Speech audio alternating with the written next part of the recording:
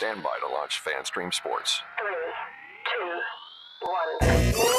2, 1. Let's start. Hello, sports fans. Welcome to FanStream Sports. Nothing but pure sports. This is the JP Show. JP, it is so good to hear you back on the air. Stand by. Now, here's JP. Good morning on this Football Friday, but we got so much more to get to on the JP Peterson Show. We thank you so much for joining us. Brought to you by the great folks at the Jeeves Law Group, Bay Area Modern Medical Center in our first hour, and the patio, which we will be at for our Monday Night Football watch party, 5 to 7. And always a great place to be watching college football this weekend and pro football. Man, do we have a lot to get to today. And I promised Peter I wouldn't come on the show today and just laugh for 5 straight minutes, as I did yesterday when I saw the headline. It's classic, JP. Good morning. Happy Friday. Happy Friday to you, my friend. And I don't take. Okay, I take a little joy in it. I won't lie. Yes, you do. But when I read that headline.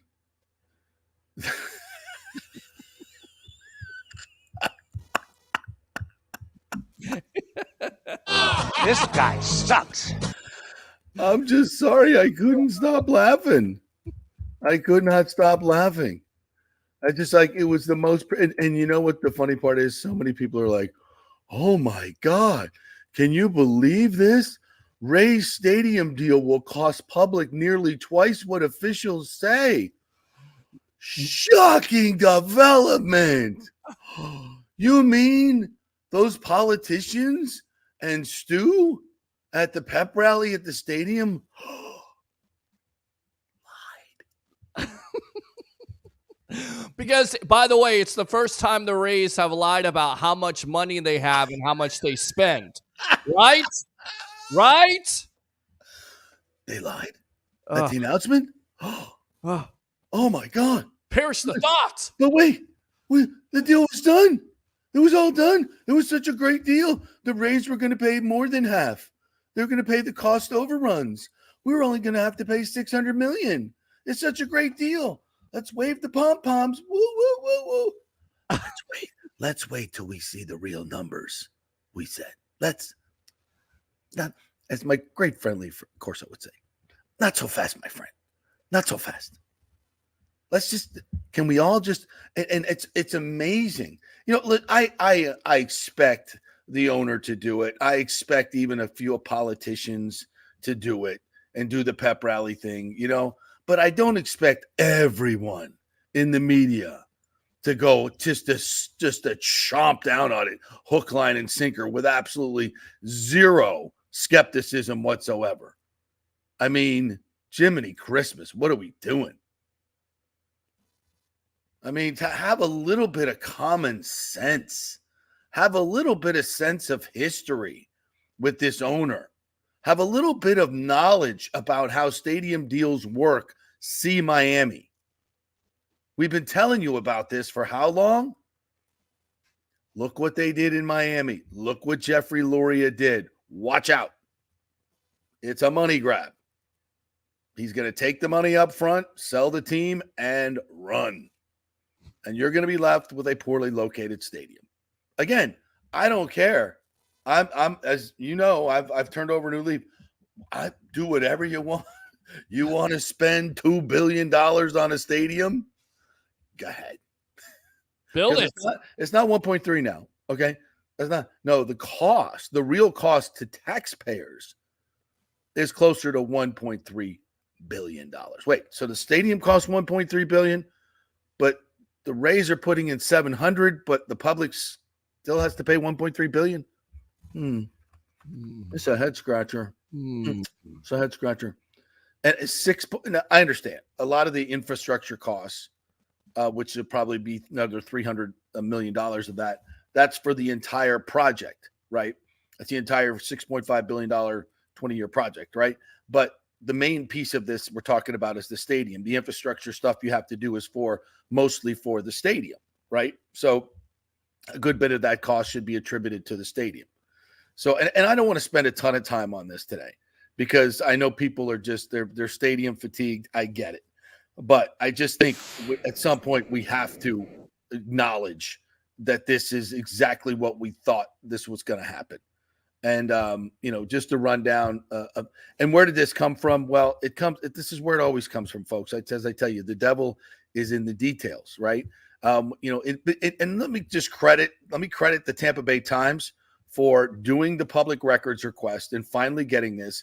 And we should acknowledge, folks, things that we have been telling you for the whole time.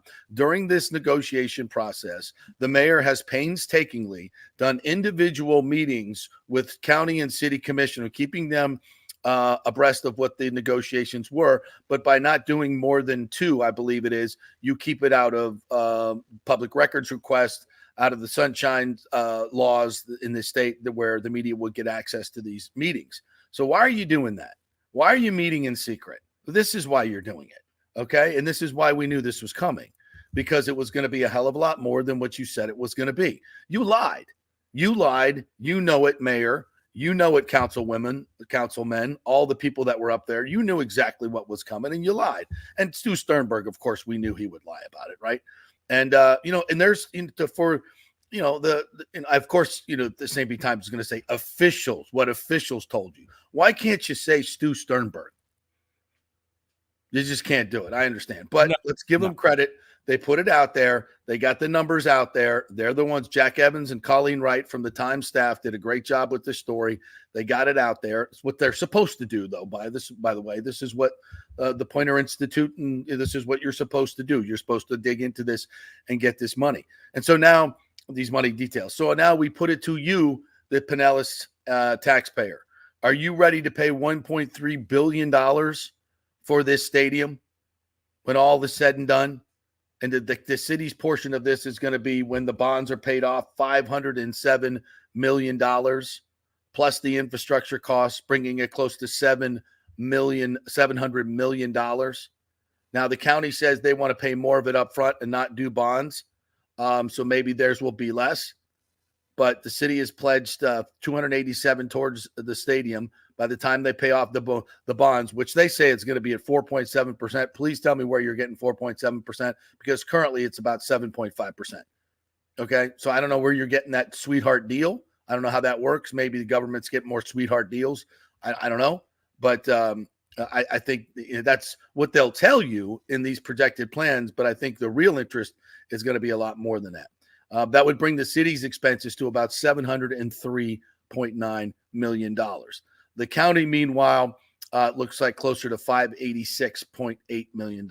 Okay, so close to $1.2 billion for the infrastructure and the building of the stadium. 1.2.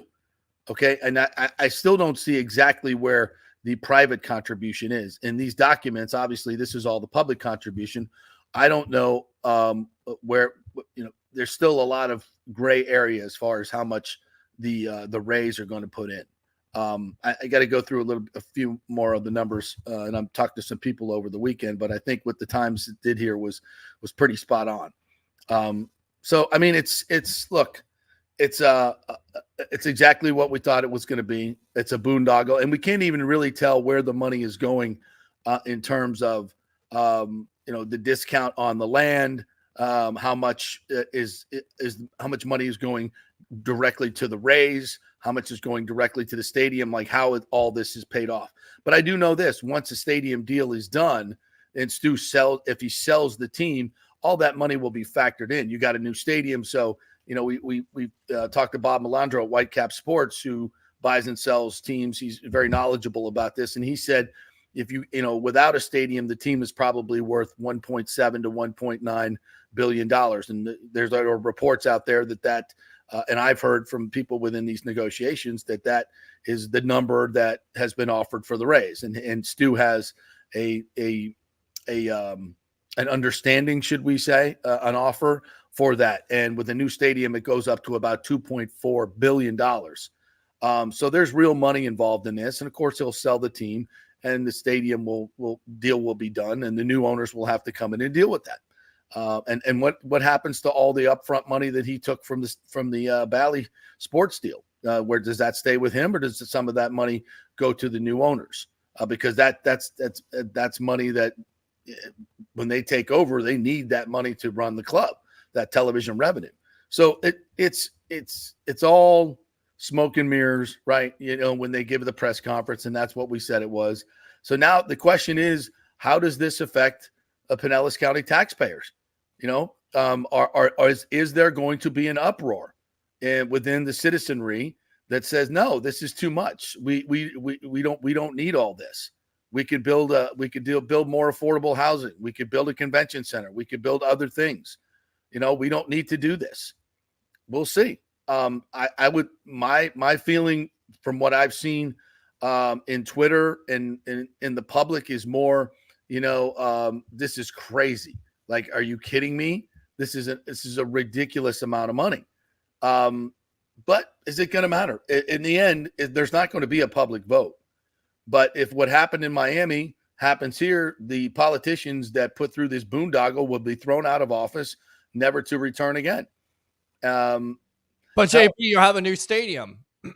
That's what it comes down to. You have a new stadium. You'll save the Rays. They'll play on your emotion. It kind of reminds me of when I went out and bought a car the first time. Really, really wanted this Mustang.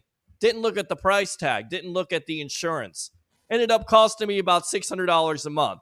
Yeah. My dad told me when he was alive, if you ever do that again and I'm dead, whether I'm dead or not, I'll come back and kill you. You get into that whole mindset of you need to have it, and they do that to you. Oh, shiny new toy. Right, right. It's a shiny new toy. Yeah, and you don't look at the long-term ramifications. Of course, the Pinellas has the beach renourishment project. That's a huge dollar item. And again, I would ask, how much value is the Rays Stadium bringing to the tourist dollar? How many heads in bed, so to speak, they talk about, is that really bringing to St. Petersburg? Because most of the people that go to the games, they don't stay overnight. That's what these tourist dollars are supposed to do: bring people from outside the area to inside the area. So just in that, basic equation, are these the massive amounts of money that you're putting toward the bed tax money that you're putting towards this?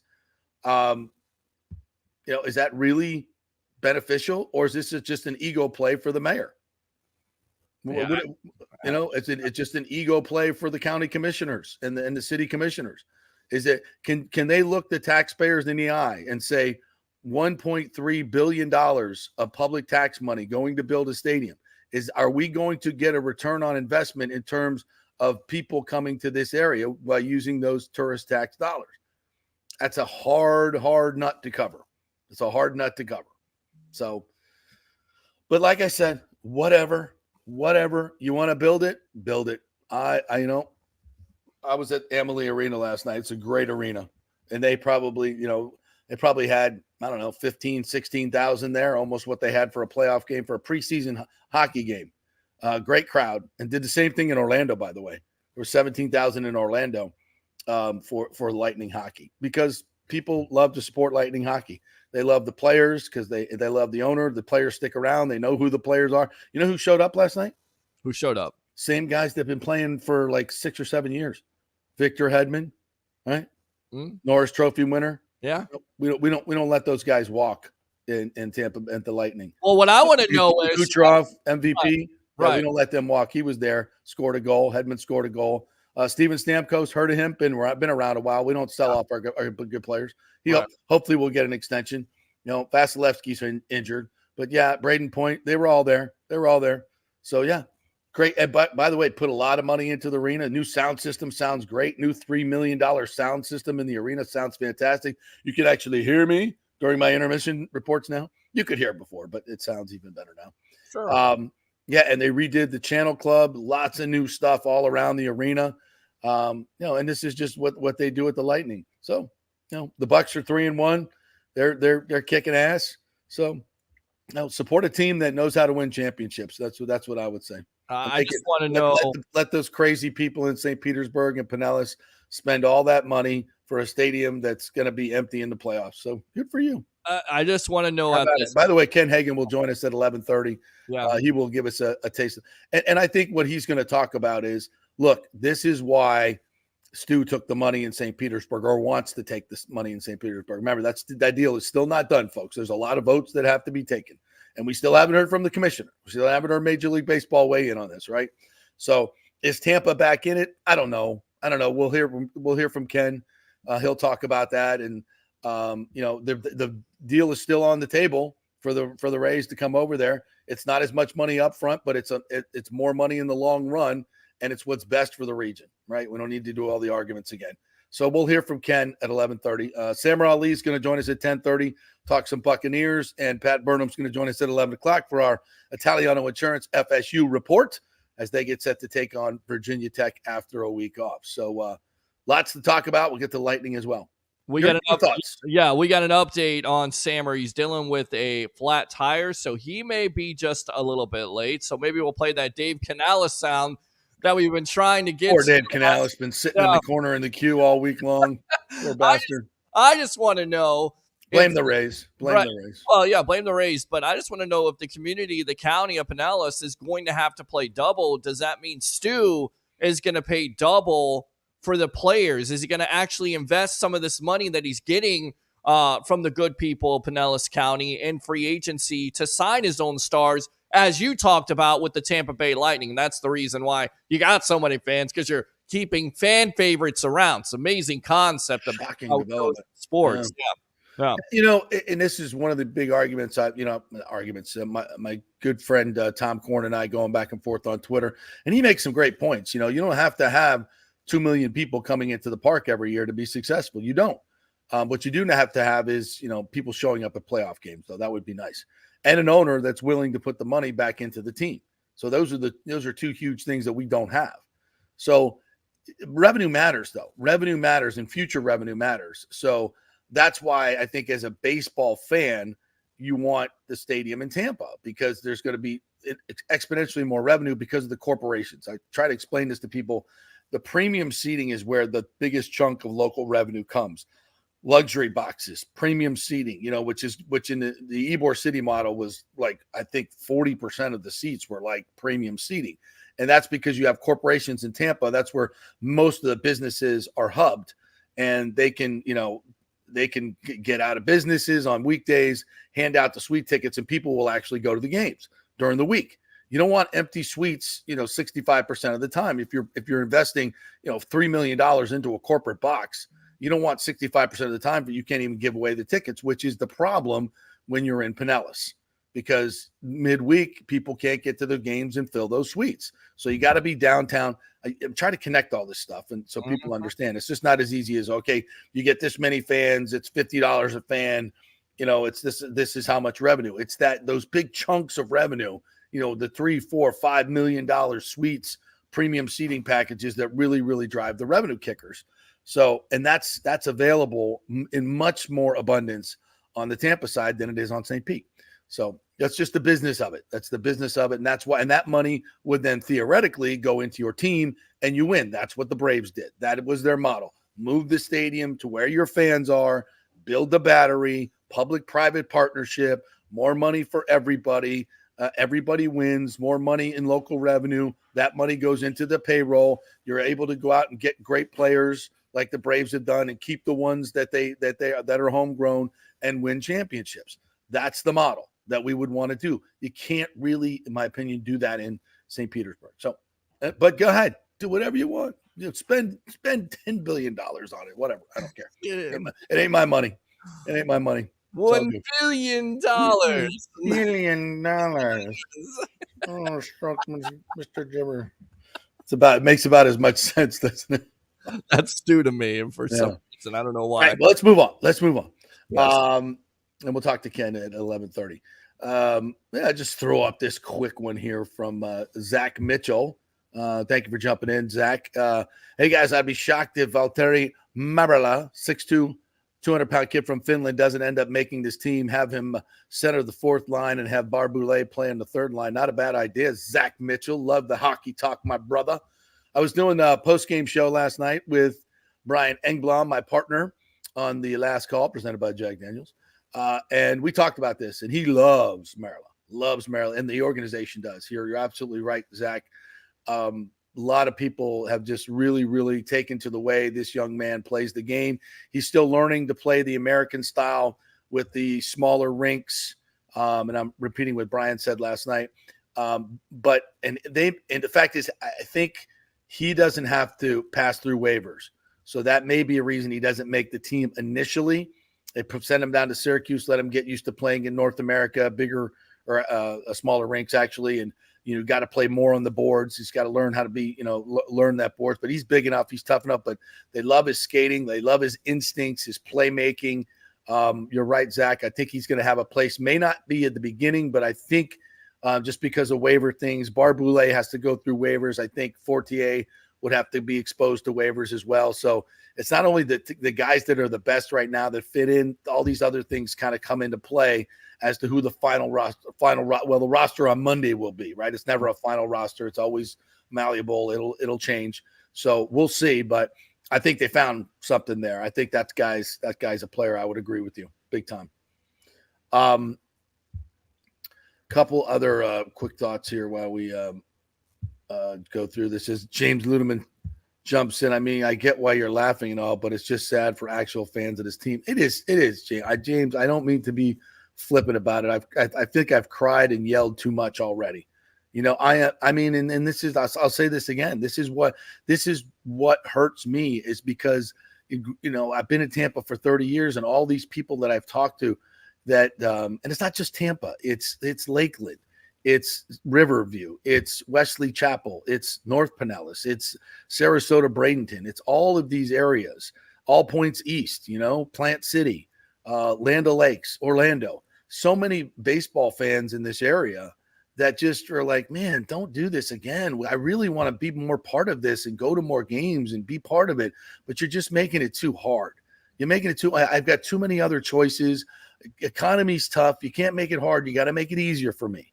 And this is the sad part. It is sad for baseball fans that you're going to get 30 more years of mediocrity when you don't need it. You don't need it. We could do this right. There is money available on the Hillsborough side. You'll hear it from Ken Hagan. It's just not all the upfront money that this owner wants to grab and go. And hopefully Major League Baseball will, and I think they're looking at it. The fact that the commissioner has not spoken on this, I think speaks louder than anything, right? I think in Major League Baseball, they know exactly what's going on. They know that the lawsuit has now been thrown back into a jury. They want no part of that. I can't believe that Major League Baseball, if they could, have their druthers would just wipe their hands clean, say, Dan Doyle, you and the Dex Imaging guys, take over this franchise, buy it from Stu right now, and get a deal done in Tampa, because they would. That is that would be best for Major League Baseball. It would be best for the area. It would be best for the owners, and that's not debatable. It's not debatable. Now, if Inner Look says, there's just not enough money there in Hillsborough County, which I believe there is, and I believe you can get a deal done. And by the way, Major League Baseball, why don't you throw in a few shekels? Which actually they do. I take that back, because we learned that the new owner will get rebates in terms of money that they, the inner working money, the general fund of baseball. The money goes back and forth from teams to the entity of Major League Baseball, and they'll basically get rebates on money they put in for a stadium. How about that? And it's still not enough for Stu. Still not enough, right? Still not. Yeah. Unbelievable. So, Major League Baseball, where are you? Where are you on this deal? I think they're kind of sitting back and like they were waiting for this to come out, see what the public reaction is going to be, see what the whole deal is, and then go. And then maybe now they jump in and force Stu's hand. I think it's a possibility. Will it happen? I don't know. I'm just keeping you guys, in the information chain of what's out there. So, again, I'm not reporting any of this is going to happen. I'm just saying these are the people that are involved. This is the money that's out there. This is the perspective from Major League Baseball, and we'll see what happens. But I don't think in any way, shape, these fools that just act like this is a done deal. It's just ridiculous. It might get done. It might get done. I saw it done in Miami. These politicians and these billionaires, you look around, folks. Look, there's a lot of things these people are pulling off that I never thought they could. I mean, look around. So anything can happen in this day and age with the I'm not calling all these politicians corrupt. I'm not calling them corrupt. I'm just saying there's a lot of that going on in this world right now with public money and big money and billionaires. You look around. So could it happen? Sure. Is it what's best for the area? In my opinion, 1,000% no. Kevin says here. Well, let's start with this one. How many corporate tickets do the Lightning sell? Because for football, not comparable, all weekend games. Oh, the Lightning? How much? Yeah, their boxes are full, baby. They've got two levels of luxury. Well, actually, 3 levels of luxury boxes. Yeah. You got the 500 level, the 400, the club level. There's a bunch of bigger boxes. In the corporate level, you have the it's called the Channel Club. Was the Case Club. There's the other concierge lane. It's been a couple or situate loge, the loge on the other side, which is really big money. I mean, that's huge money. Then you have the lower suites, which are the really, really, really big money. So yeah, the Lightning sell all that and have been selling that for a long time. And those things ain't cheap. Those things are not cheap. So yeah, it's a huge, huge number. And if you just walk around the arena like I do, and just the corporate names are on the boxes, it's a who's who of Tampa Bay corporations, law firms, businesses. They all have boxes there. Yeah. Kevin said the fact that Publix doesn't have a sponsorship of the Rays is shocking. Pinellas does have companies, but agreed corporate support would be better in Tampa, but I can't think of many companies over there. I was with my good friend Paul Wilson, who's a marketing genius, Wilson Media, and knows this local market and national market and national deals better than anybody. And he's just sitting there looking around the stadium. He's like, where are the big players? Where are the big boys? They're not here. Every other baseball stadium has them. The big boys, the big nationals, they're not here. In Publix, even your big regionals, they're not there. And that speaks volumes. And that's not. I don't know if that changes with a new stadium because it's about the location, as I said. We shall see. We shall definitely see eventually if it even goes through or not. Until those bubbles on the ground, I don't say it's done yet. Yeah. So. The area between Tampa and Lakeland is blowing up, and you don't even have to go further east or oh no. I mean, Richie, geez, I-4 corridor. Are you freaking kidding me? Yeah, it's blowing up. It's blowing up. I had another long-term Tampa Bay resident. I grew up here, lived here. Actually didn't grow up here, but has lived here for 40 years. A local businessman called me yesterday. He was listening to the radio, and he's like, "Dude, what are these guys talking about, man? It's like, what are they talking about on the radio? It's like I'm driving over here by the fairgrounds, and all these points east, and this is where all the people live. It's like, what? Like, it's so stupid. What are they doing?" Sean McDonough, Tim Kirkchin on the freaking broadcast. They made a lot about what they said about, it's a small group. Look, go back later. I recorded it. I'll replay it this week. And the conversation that Tim Kirkchin and Sean McDonough had, and they're like, why are they building a stadium right next door? Like, this is just madness. And it's like everybody gets it, but the people that don't want to, that are holding the purse strings, number one, right? And that's the mayor. The mayor is driving this. Rick, all the mayors before him know exactly what Stu wanted, and they're like, no, we're not doing that. We're not doing that to our taxpayers. Hell no. We're not giving you the key to the city. We're not doing that. No, it's not worth it. And he went through how many mayors before he got one that said, sure, here, take it all. And that ought to tell you something. Right. That ought to tell you something. Whatever, build it. I don't care. All right, let's move on to and keep me abreast of when we got a break for Sammer, by the way. Yeah, he's gonna actually call in about 10:30. He's not gonna be on video today. He's gonna be on audio. But they actually did a podcast last night. Loose Cannons, of course, do great work. Yeah, they had awesome. The great Todd Bowles on last night. Todd Bowles was on last night. Some interesting comments from there. So we'll get that. And again, we'll play the Canales sound and whatever else. And we'll take phone calls today here on the JP Peterson Show, 727-255-0391. Again, 727-255-0391. All right, real quick on the Lightning last night. As I said, nice crowd. Hedman scores from the boards with a slapper. Kucherov in a slot with a great wrister. And then you had Stammer in his office for a power play goal. It's like, okay, we're in regular season form now. They did lose 6-3 to the Panthers and giving up 3 unanswered goals in the third. They gave up 50. They were outshot 52-20. It's really the first time in the preseason that they've been outplayed. But it happens. They're kind of learning a new defensive system. So that was a little bit of an issue last night. And they just didn't play as hard as they normally do, just to be quite frank. So they have this preseason, but whatever. It doesn't count. It's no big deal. They got one more preseason game, and then they open up, or I should say we open up Tuesday night at 5:30. So get there early. The big boy concert on Ford Thunder Alley going to be huge. All right, we'll take our first break. When we come back, Samurai Ali will join us from the Loose Cannons podcast. We'll chat with him. As I said, Pat Burnham will join us with the Italiano Insurance FSU report at 11 o'clock as FSU gets set to take on Virginia Tech. Heavy favorites there.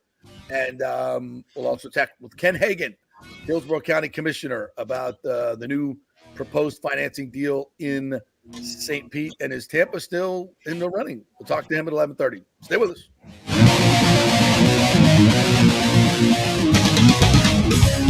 JP here for my good friends at Italiano Insurance, and they did it again. Once again, Italiano Insurance stepping up with the best customer service. I was in a bind. My old insurance company, my auto insurance, jacked up my rates, so I called Charity at Italiano Insurance, and she stayed till 9:30 at night until she got my insurance done. And guess what? She searched all these companies for me. I didn't do the work. She did. Saved me $1,000 on my annual premium. $1,000, folks. That's real money. And that's what you get at Italiano Insurance. Great customer service. And here's another note for you, by the way, with hurricane season up. 40% of people in Florida are underinsured. That means if you have something happen during a hurricane and you need replacement cost, you're going to get 40% less than you deserve. Can't let that happen. Call the folks at Italiano Insurance and get them to help you out in both those regards. It will save you money and keep you insured properly. That's 813-877-7799. Great folks in the community, been doing it for over 60 years. Italiano Insurance, 813-877-7799. So you're experiencing those feelings of getting older, lower sex drive, fatigue, hot flashes, moodiness, or you just don't feel like you had the vitality you once had.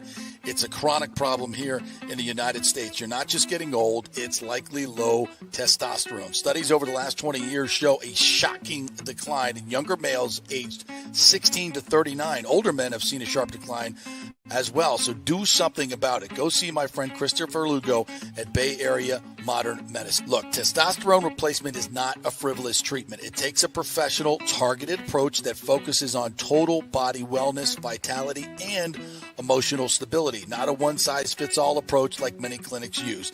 They will monitor your blood work and adjust your treatment as needed for optimal results. Folks, I've been on testosterone therapy for over 6 years, and it is a life changer. You will feel and look better than you did 10 years ago. Give them a call at 844-977-3477 or go to BAMMC.com. Tell them JP sent you for priority scheduling. That's 844-977-3477 or BAMMC.com. JP here for the Jeeves Law Group, Jeeves. Call for a free case evaluation, 888-9-JEEVES. That's 888-9-JEEVES. We're local, we're trusted. The law firm brings over 80 years of combined legal experience focusing on clients in Tampa Bay, the state of Florida, and national class action cases. If you're injured, get that free case evaluation, no cost to you. The Jeeves Law Group's focus is on auto, truck, and motorcycle accidents, as well as class action and consumer protection law. Scott Jeeves is a board-certified civil trial lawyer and a certified circuit court mediator practicing in the Tampa Bay area for over 30 years. You hear him on the show all the time. Great guy, big Gator fan, and great for the community. The Jeeves Law Group is a highly skilled team with years of experience that will apply their skills, expertise, and knowledge to assist individuals who have been in an accident with compensation for damages, lost wages, medical expenses, pain and suffering, and property damage. Get that free case evaluation, 888-9-JEEVES. That's 888-9-JEEVES. Coming back at you. Now, more with JP on FanStream Sports. It's only just begun. All right, welcome back to the JP Peterson Show as we roll through here today. Ken Hagan, the county commissioner, will join us at 11:30. I'm trying to get a little bit of reaction from Rick Kreisman, too, former mayor, because he's been really quiet about this. And I did talk with him one time about it. And he's like, out of respect to Mayor Welch, I just don't want to get involved. And I think that's a classy high road move because let me tell you, he's got a lot to say. There's a lot he would like to say, but out of respect for the mayor, he's going to let him do his job. I totally get that. But there needs, the information needs to get out there, but we'll see. All right, let's welcome in our good friend Samar Ali from the Loose Cannons. What's up, brother? You got a flat tire? I woke up with a little bit of nail thing, a little nail going on there. With all the roofing that everyone's doing nowadays, with all the insurance scams, I guess. Happened to me twice in the last 6 months. Huge, there's nails all over the place. It's crazy, right? It happened to me the other night. Yeah, you got bit too. You got by the. What did we learn though, Peter? I don't know. What did we learn? AAA.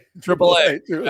Pay the extra $30 for the 200-mile tow. Well, here's the stupid thing. I actually have AAA. I didn't even realize that I had the card in my wallet. I was looking the other night. I was like, what am I doing? I mean, that's where I was the other night. I was so focused on this show, I should have wrote it down. I should have wrote all the details down.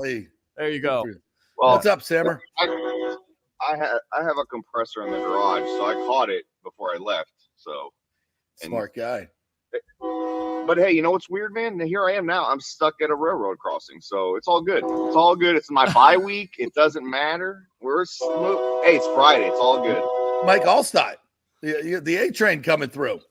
Yeah, it says, and it's the Seminole Gulf train, so that's all good. It's all coming together. JP, you got the Florida State deal going on, right? On the bye week, you got Mike Allstott in the A train wearing the creamsicle jerseys in another week. Like, it all makes sense. It all works. No, it's gonna be.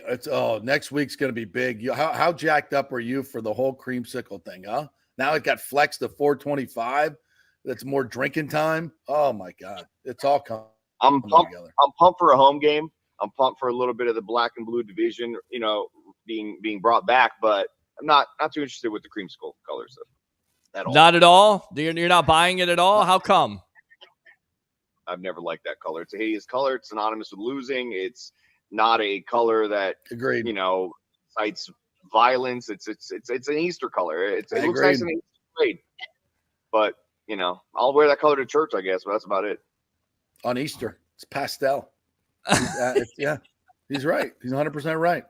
Yeah, I'm with you on that, brother. But everybody they'll get jacked up for it. It'll be fun. It's good fun. So I heard you guys had the big man on last night, Todd Bowles.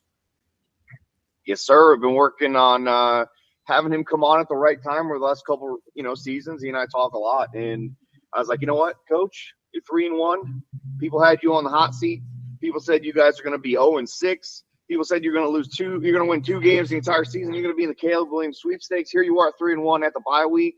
I think this is the time. You need to come on and let people see who Todd Bowles is. And it was fun. It was an awesome episode. I'm most proud of the fact that we were able to showcase his personality, which people have not really ever gotten to see. They've kind of put him in that same cloth as a Tony Dungy, and they've kind of labeled him, this conservative guy, this guy that doesn't want to score points, not a very aggressive human being. But then they kind of forget the fact that he's got one of the most blitz-happy and aggressive defensive schemes in the NFL. And so we got to showcase how fun he is, how cool he is, and it's turning a lot of people's heads and changing a lot of people's minds. So that was a big success in terms of having him come on there and be able to do that for him. What else did you learn from Todd Bowles on the podcast last night, Sammer? The team itself, and I don't know if he's driven this narrative or not, but the team itself has taken on like what we've talked about in the past, which is this collective chip on the shoulder. We aren't going to let anyone else write our narrative and write our expectations for us. That was one of the first things I asked him, and he said, I told the guys, you don't let anybody outside this building write our expectations, and we don't listen to it. The moment we do, or the moment we start to think and agree with those things, that's when those things come to fruition. And he's admitted that it's still very much a work in progress, but there is no surprise from any person in that building where they're sitting at right now, which is massive to hear and kind of solidified a little bit of what I was saying all offseason, what JP was saying all offseason, that this team is not the post-Brady mess that everyone wants them to feel like. They're young, and they've got some cap issues they got to deal with, but they're still a bunch. Now, I believe we have a couple of sorry, just dropped out a little bit there. I thought you were done. We have a little snippet here from the show last night. I think that Peter has edited, so let's listen in.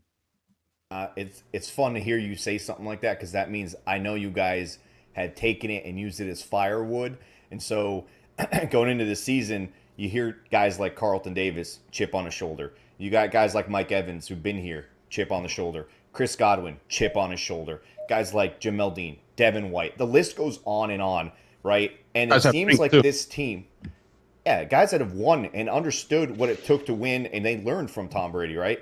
And so it seems that this team has kind of taken on this kind of group chip on a shoulder type of approach. You kind of just led with that slightly. So I'm curious how that's kind of cultivated. Have you had to push that? Has that been something that's happened because these guys have pride? And secondly, kind of leading into that a little bit, how much of that is coming from a guy like Baker, who has a chip on his shoulder? We call it his make or bake season. Back against the wall. This might be his last chance in the league. He understands the assignment around it all. How has he added to this chip on the shoulder mentality and just been a leader with all of that going on? Well, the first thing I did was tell our guys, don't let nobody set your expectations. Everybody can just say you're going to be sorry. And if you believe what everybody else says, you'll never amount to anything. So the first thing, we got that out the way. And we understood as a team that we had to build the chemistry. The chemistry had to be there because some guys were missing in the spring. You don't get to cultivate that. So the first thing I did was put everybody in a hotel for training camp, so they can get back around each other and get used to each other and see how each other thinks. And they were eating together and they were getting the camaraderie back. So that was important for us. And then became understanding how to play the game. We had a lot of young guys. We knew that, very talented. The older guys saw the talent, and they started teaching these guys with the coaches, and it started coming together little by little. It takes longer for the quarterback, especially with a new offensive system. So you're going to have competition at that spot. You're going to have little increments of it as it grows from the spring to where it is now and still growing. Dave has done a great job not only teaching the players, but coaching the coaches on how he wants it done and where he wants guys at. And then Baker and Kyle have done a great job of picking up on it and then adding their own flair to it. And the offense really fits Baker. Baker he's a leader by natural trait. Obviously, he was like that at Oklahoma. It's a matter, as a quarterback, you have to find the right system for you. We found a guy with the right system.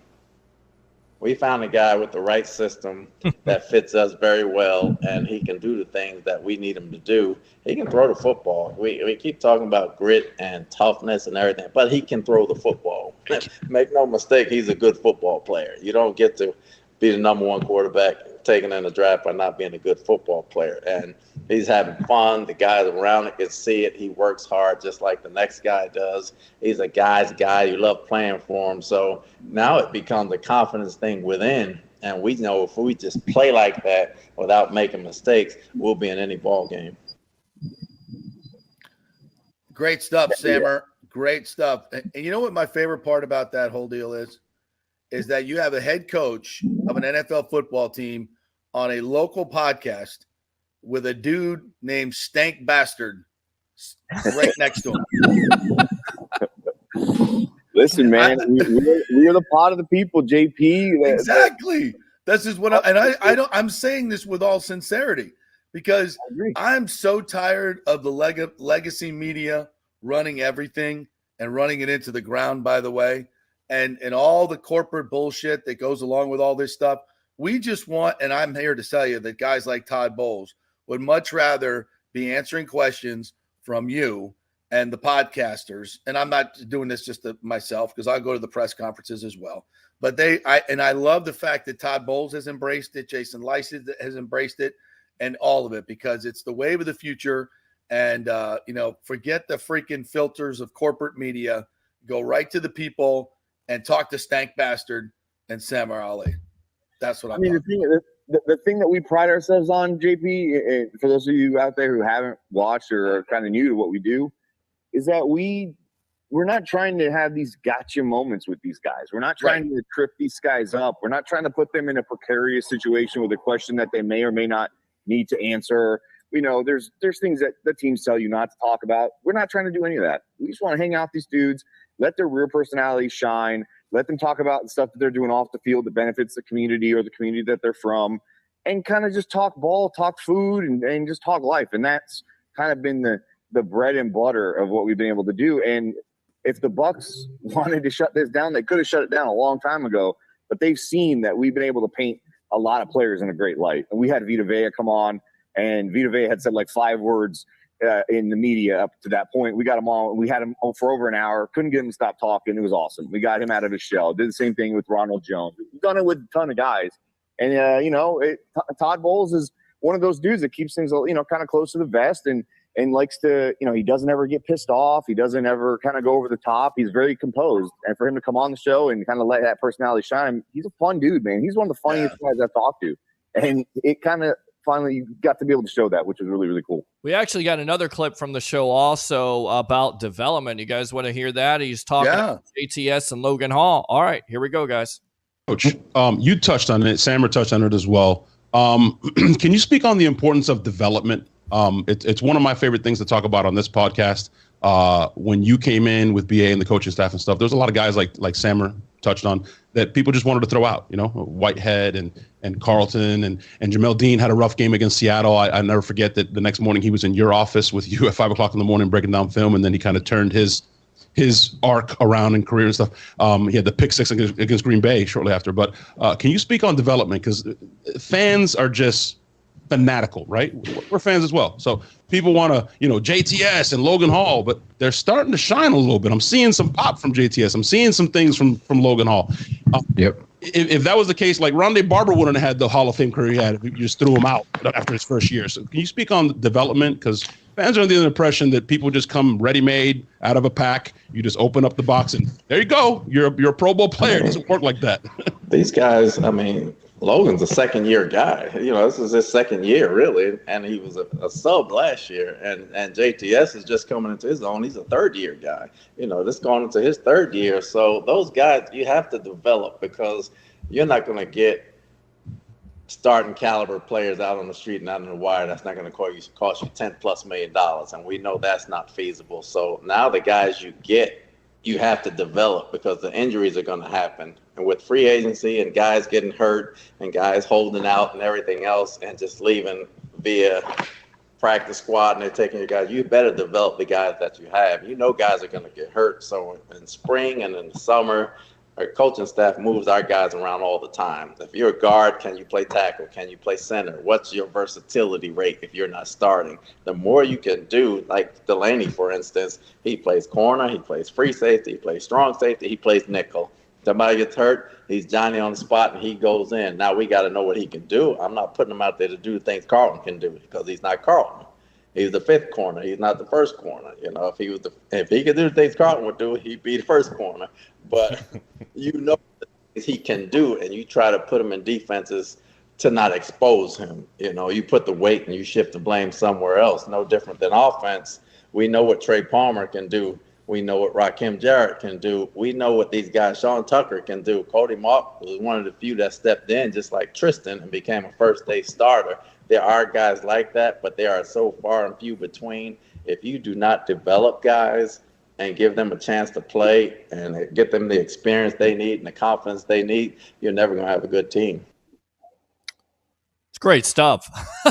Yeah, good question. Good question from Papa Latte. So, well done, Sammer. So what are you doing on the bye week? What do you do? Probably just gonna enjoy stress-free football Sunday. Have a little family time. Put some wings on the grill just because it's Sunday. You never know, man. We can do whatever we want. We can do whatever we want, JP. It's our off week. We're 3-1. We're sitting first place. Let's kick back. Let's kick back and enjoy. Let's kick back and enjoy this 3-1 automate, put our feet up on it and have fun. I tell you right now, he said wings. That's all I needed to hear. Yeah. I'm there, man. Hey, and speaking of that, there's a lot of Saints fan that had to eat some crow last week. Did you get into any of a Twitter war with any of those guys? Any of that happen? It got real quiet. Around that third quarter. Didn't hear much of anything out of those a dumpster fire of a fan base at all. It was kind of weird. It was, it wasn't weird for me. I mean, like Todd said, we expected to be here, so no surprise. We won it on the road. If we were going to split, that would have been the one. But here we are. Listen. We didn't talk about that game, but the physicality that the Bucs showed was so damn impressive. Coming off of that Eagles game where they were out physical, they went up there and they punched a team in the mouth that typically punches you in the mouth. They punched a physical Saints team and out physical them, and basically said, "Hey, those first 2 games of the season were absolutely not a fluke." And now the national media is starting to be like, "Who's this team? What's going on here in Tampa? What's going on down there in Tampa? What's going?" What do we got going on down there? What are they building? And they're starting to kind of notice. They're kind of starting to see this might be we might be wrong on this. This might be a little down here. So we'll see.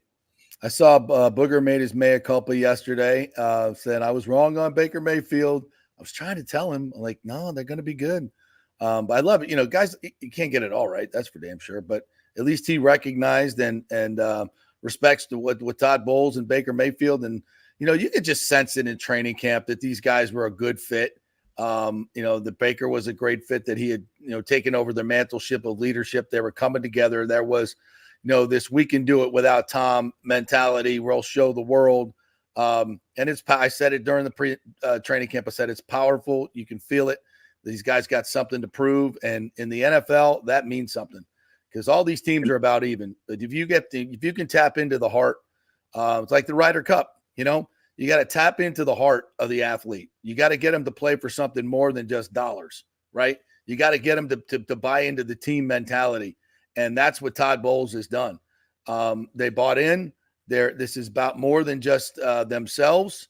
Look at Devin White. Look at Mike Evans. These are guys that had, in other camps that would have held out, wouldn't have been around, but they came in and got it going. And that's a credit to Todd Bowles for creating that culture. Yeah, as I say, it speaks to that culture that is now in that building. And that culture started when Jason Light, took ownership of anything he'd done from the very moment he set foot in that building. If he made a mistake, he just cut ties quickly, wouldn't hang on too long like some GMs and let their ego speak, right? And admitted it. Matt and understanding, there were some ups and downs. Like, we're not going to say that he hired the best, head coach every single time, but he finally got to a point. And then when BA got here, culture took another little bit of a jump. And then Todd Bowles is carrying the same, expectation, the same standard. He's not only did he play for BA, he coached with him almost everywhere he's gone. He understands what he brings. So he's almost like a reflection of him. And now his team is a reflection of Todd Bowles and a reflection of the hire of the offseason, Dave Canales. And I think the biggest thing that Dave is doing right now is that Dave understands what his players' strengths are, but more importantly, he understands what their weaknesses are. He has turned Baker's strengths on and avoided Baker's weaknesses. He's not put him in a position where his weaknesses may flare up.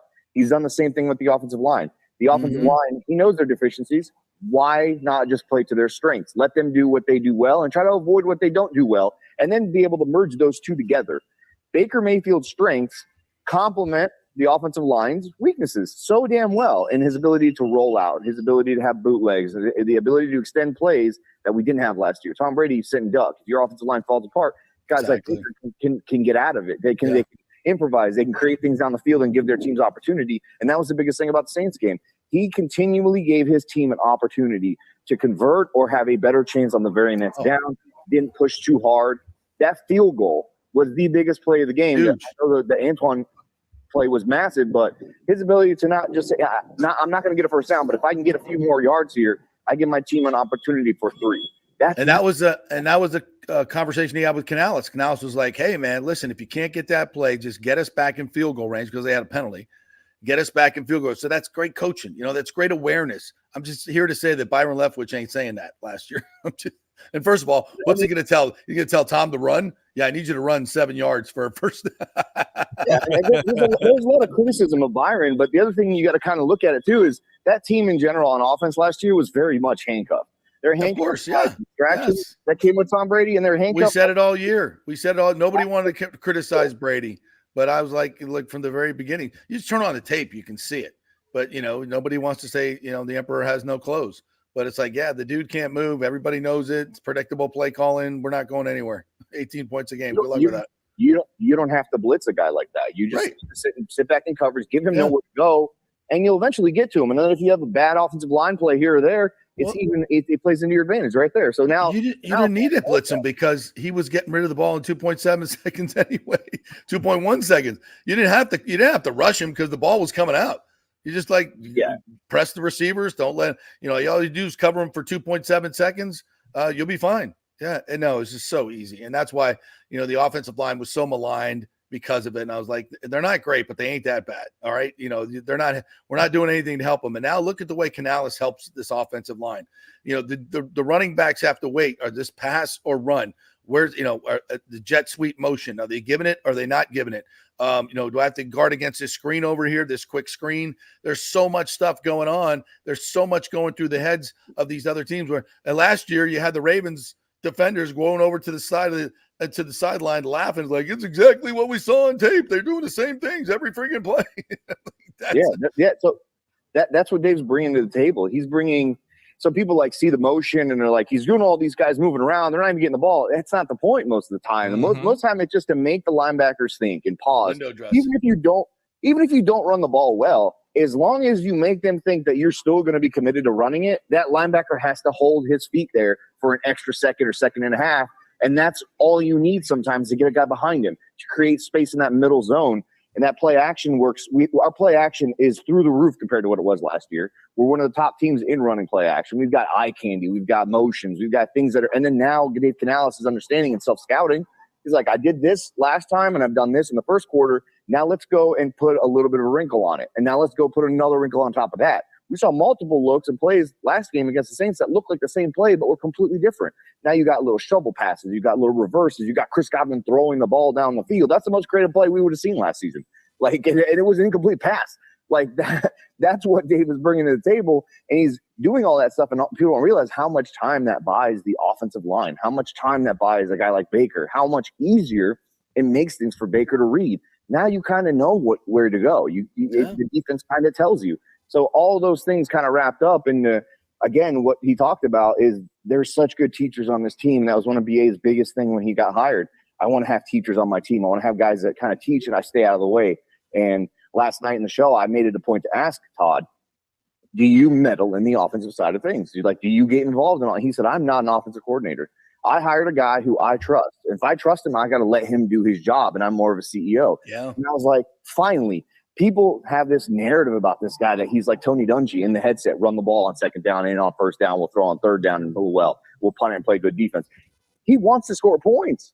That only makes his job better on defense and easier on defense, and it makes he's an aggressive coach. And people kind of have mislabeled him because of his time in New York and that year last year where he was kind of handcuffed and given a coaching staff the last minute where what else could he have done? He had no choice with the role of Byron the entire time. So now you see him with his guys, with his staff, with his vision, and his team is now molded the way he wants it to be molded. And they're 3-1. And you can tell me all you want about the other team's records, but we play the schedule, and if they are 0-3, it's because we gave them one of those 3 losses. That's not our fault. Right. We've done our job. Right. That's right. You would have said you picked us to lose all these games. If you would have said the Minnesota Vikings are a terrible team at 0-3, then you're not watching football because they're not a terrible team at 0-3. No. They're just having some bad luck, which is whatever. And they're playing some good teams. Yeah. All right, Sammer, tell everybody how they can find your podcast with Todd Bowles and all the great stuff you guys are putting out. Yeah, find us on YouTube, youtube.com/@LooseCannonsPodcast. And we're also on iTunes and Spotify. For those of you who want to listen, we usually drop the audio the next morning after our live shows on YouTube. And, of course, you can also find me on another podcast, the Fully Loaded Podcast. That is also on iTunes and on Spotify. It's an audio only with my guy, JC and Max. And, of course, the Loose Cannons Podcast, myself, Poppy Latte, Stank Bastard. Check us out on YouTube, on Twitter, We're having a bunch of cool things coming up, a bunch of cool guests coming up too, guys. So it's Todd Bolsing just scratching the surface. Enjoy the bye week, JP, and go Florida State, man. Let's go Florida State. Never a bye week. We got college football. We got everything. So, yeah, it's always never a bye week in my life. But for Bucs fans this week, yeah. All right, partner, great stuff. One last thing. Baker is picking on College game day tomorrow morning. So. I know. Baker's, that's right. Spread the word. The Red River Shootout. That's right. I said it. I said shootout. I didn't say rivalry. Yeah, you're damn right I did. Shootout. All right, partner. Great stuff, Sammer. We'll see you, buddy. All right, quick break. We're going to talk some college football with Pat Burnham from the Osceola Rivals Network next, and some FSU football as they're back in business against Virginia Tech. We're brought to you by the Jeeves Law Group, Bay Area Modern Medical Center, and The Patio, the best place to watch college football and pro football. Specials all the time. Happy hour 3 to 7:30. We'll be there Monday night for our Monday Night Football watch. We may have some special Bucs guests, so stay tuned for that. Pat Burnham coming up next.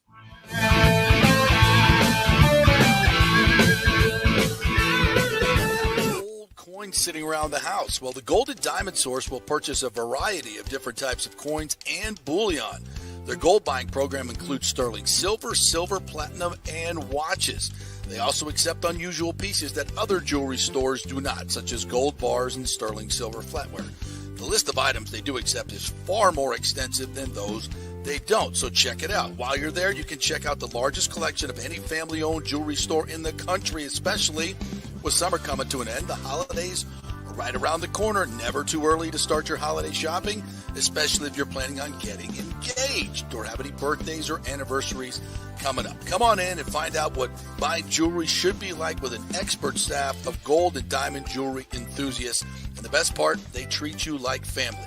And if you're worrying about price, don't. The Golden Diamond Source has something for everyone's budget. They even have a layaway. If you stop in and get your favorite piece now, you can have it paid off by Christmas. Plus, you can even finance your purchase with 0% interest for up to 5 years, and you can get a $5,000 diamond for only $83 a month. It's the greatest folks in the world, Julie and Steve Weintraub, the Golden Diamond Source, 3800 Olmerton Road, always online at thegoldendiamondsource.com. JP here for my good friends at Italiano Insurance, and they did it again. Once again, Italiano Insurance stepping up with the best customer service. I was in a bind. My old insurance company, my auto insurance, jacked up my rates, so I called Charity at Italiano Insurance, and she stayed till 9:30 at night until she got my insurance done. And guess what? She searched all these companies for me. I didn't do the work. She did. Saved me $1,000 on my annual premium. $1,000, folks. That's real money. And that's what you get at Italiano Insurance. Great customer service. And here's another note for you, by the way, with hurricane season up. 40% of people in Florida are underinsured. That means if you have something happen during a hurricane and you need replacement costs, you're going to get 40% less than you deserve. Can't let that happen. Call the folks at Italiano Insurance and get them to help you out in both those regards. It will save you money and keep you insured properly. That's 813-877-7799. Great folks in the community, been doing it for over 60 years. Italiano Insurance, 813-877-7799. Well, Fitz, the mortgage guy, did it again. A listener heard his ad, was going to another big bank, but called Scott Fitzgerald at American Mortgage Services of Tampa, and Fitz saved him $618 on his monthly payment. Are you kidding me? Folks, that's big money. Rates are going up, they're going down, they're going all over the place. Scott will shop your loan and save you lender fees and get the best rates. Email him, scott@amstampa.com, or call 813-294-7595. That's Fitz, the mortgage guy. Lots of stuff going on right now, and these rates are going all over the place. You need somebody knowledgeable in the market that will work hard for you and get you the best deal. That's my man, Scott. He's done 3 loans for me, done thousands of loans for local folks here, works with a lot of the coaches and players in the area. He's the guy. 813-294-7595, or go to scott@amstampa.com. Let's go. Right now, back to the show with JP on FanStream Sports. Oh, welcome back to the JP Peterson Show, and it's time to talk some college football, brought to you by our good folks at the Italiano Insurance. This is our FSU report, and here's our man, Pat Burnham from the Osceola and the Rivals Football Network. What's up, Pat? How are you, my friend? What's happening, guys? How are y'all? Back to work Good, this Pat. weekend for Doing you. Let's go. Yeah. FSU. Yeah, you only got football to focus on now, so you'll be a little bit. Well, I got hockey. I'm sorry, but you guys are a multi-sport town. Yeah, But no baseball. Thank God No baseball. that crap is over. You got a new stadium coming though. That's good. Woohoo! Yeah, 1.3 Right, billion. right, the same spot they had the old one, right? Same spot.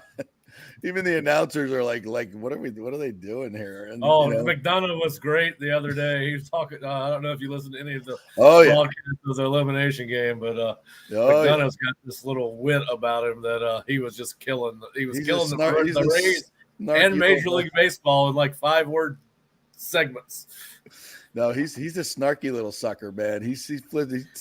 I like it though. I'm here for it. Absolutely, 100%. I appreciated his humor. It was fun.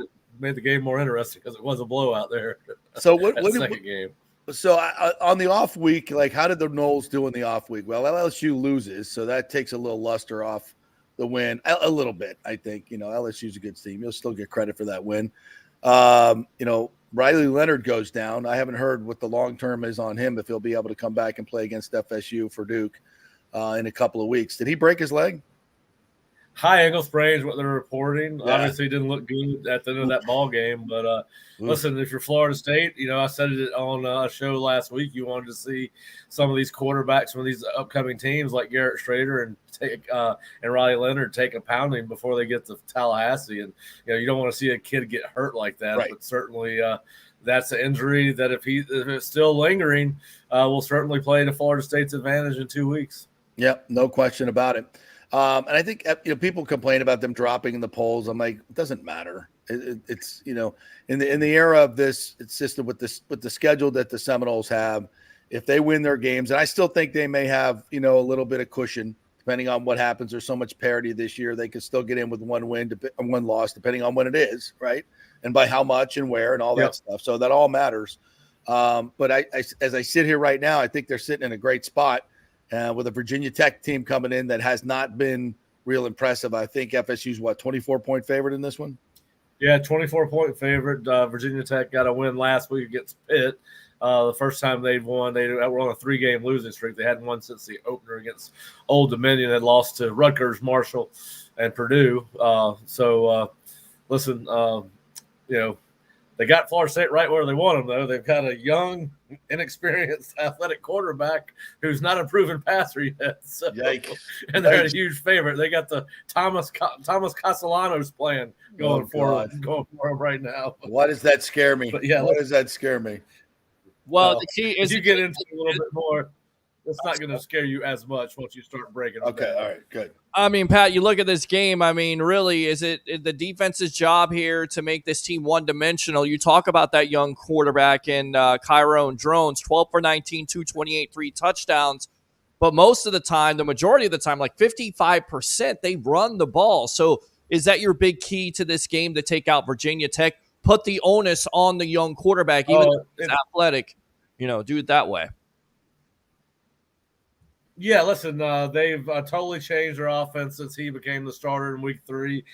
Since he's been the starter, they've run the ball 127 snaps, thrown at 86. So it's actually a bigger discrepancy than the 55% to 45% since he's in the game. When Wells was the quarterback, it was 70 throws to 65 runs. So they have totally changed. They've gotten more committed to the run each game.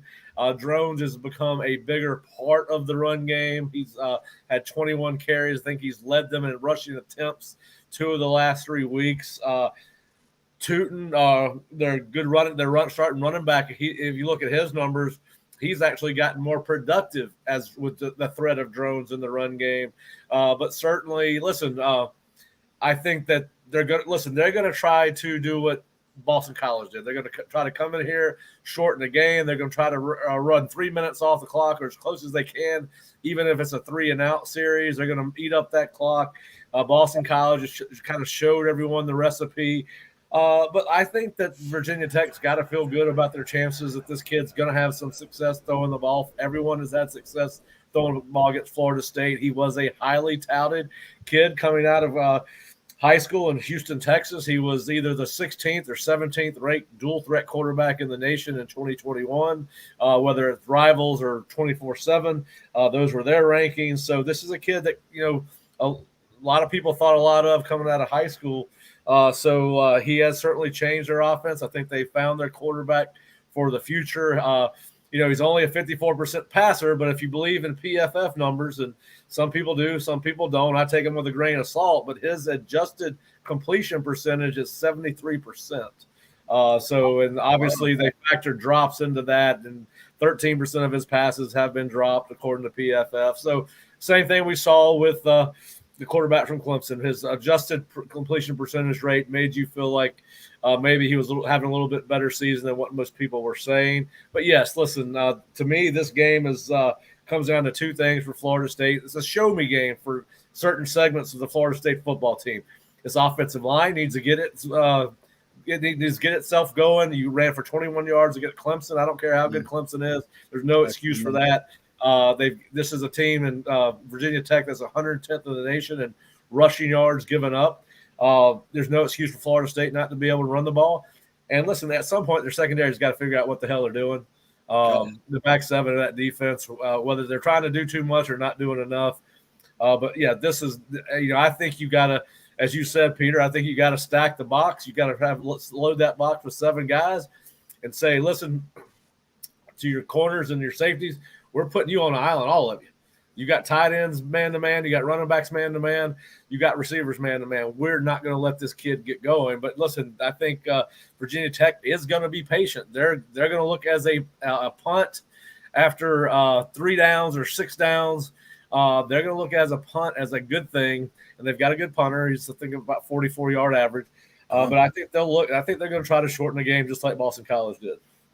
Yeah, the pass defense is the worst in the ACC, giving up 272 yards a game. But they've been without Akeem Dent the last couple of weeks. Is he coming back, and how big of a help can he be and kind of stabilize that back end? Yeah, I'm not sure about his availability, to be quite honest with you, JP. Obviously, it's injuries or something we don't we're not afforded the opportunity to talk about, and I don't have any updated information on him. But obviously, getting him back would help.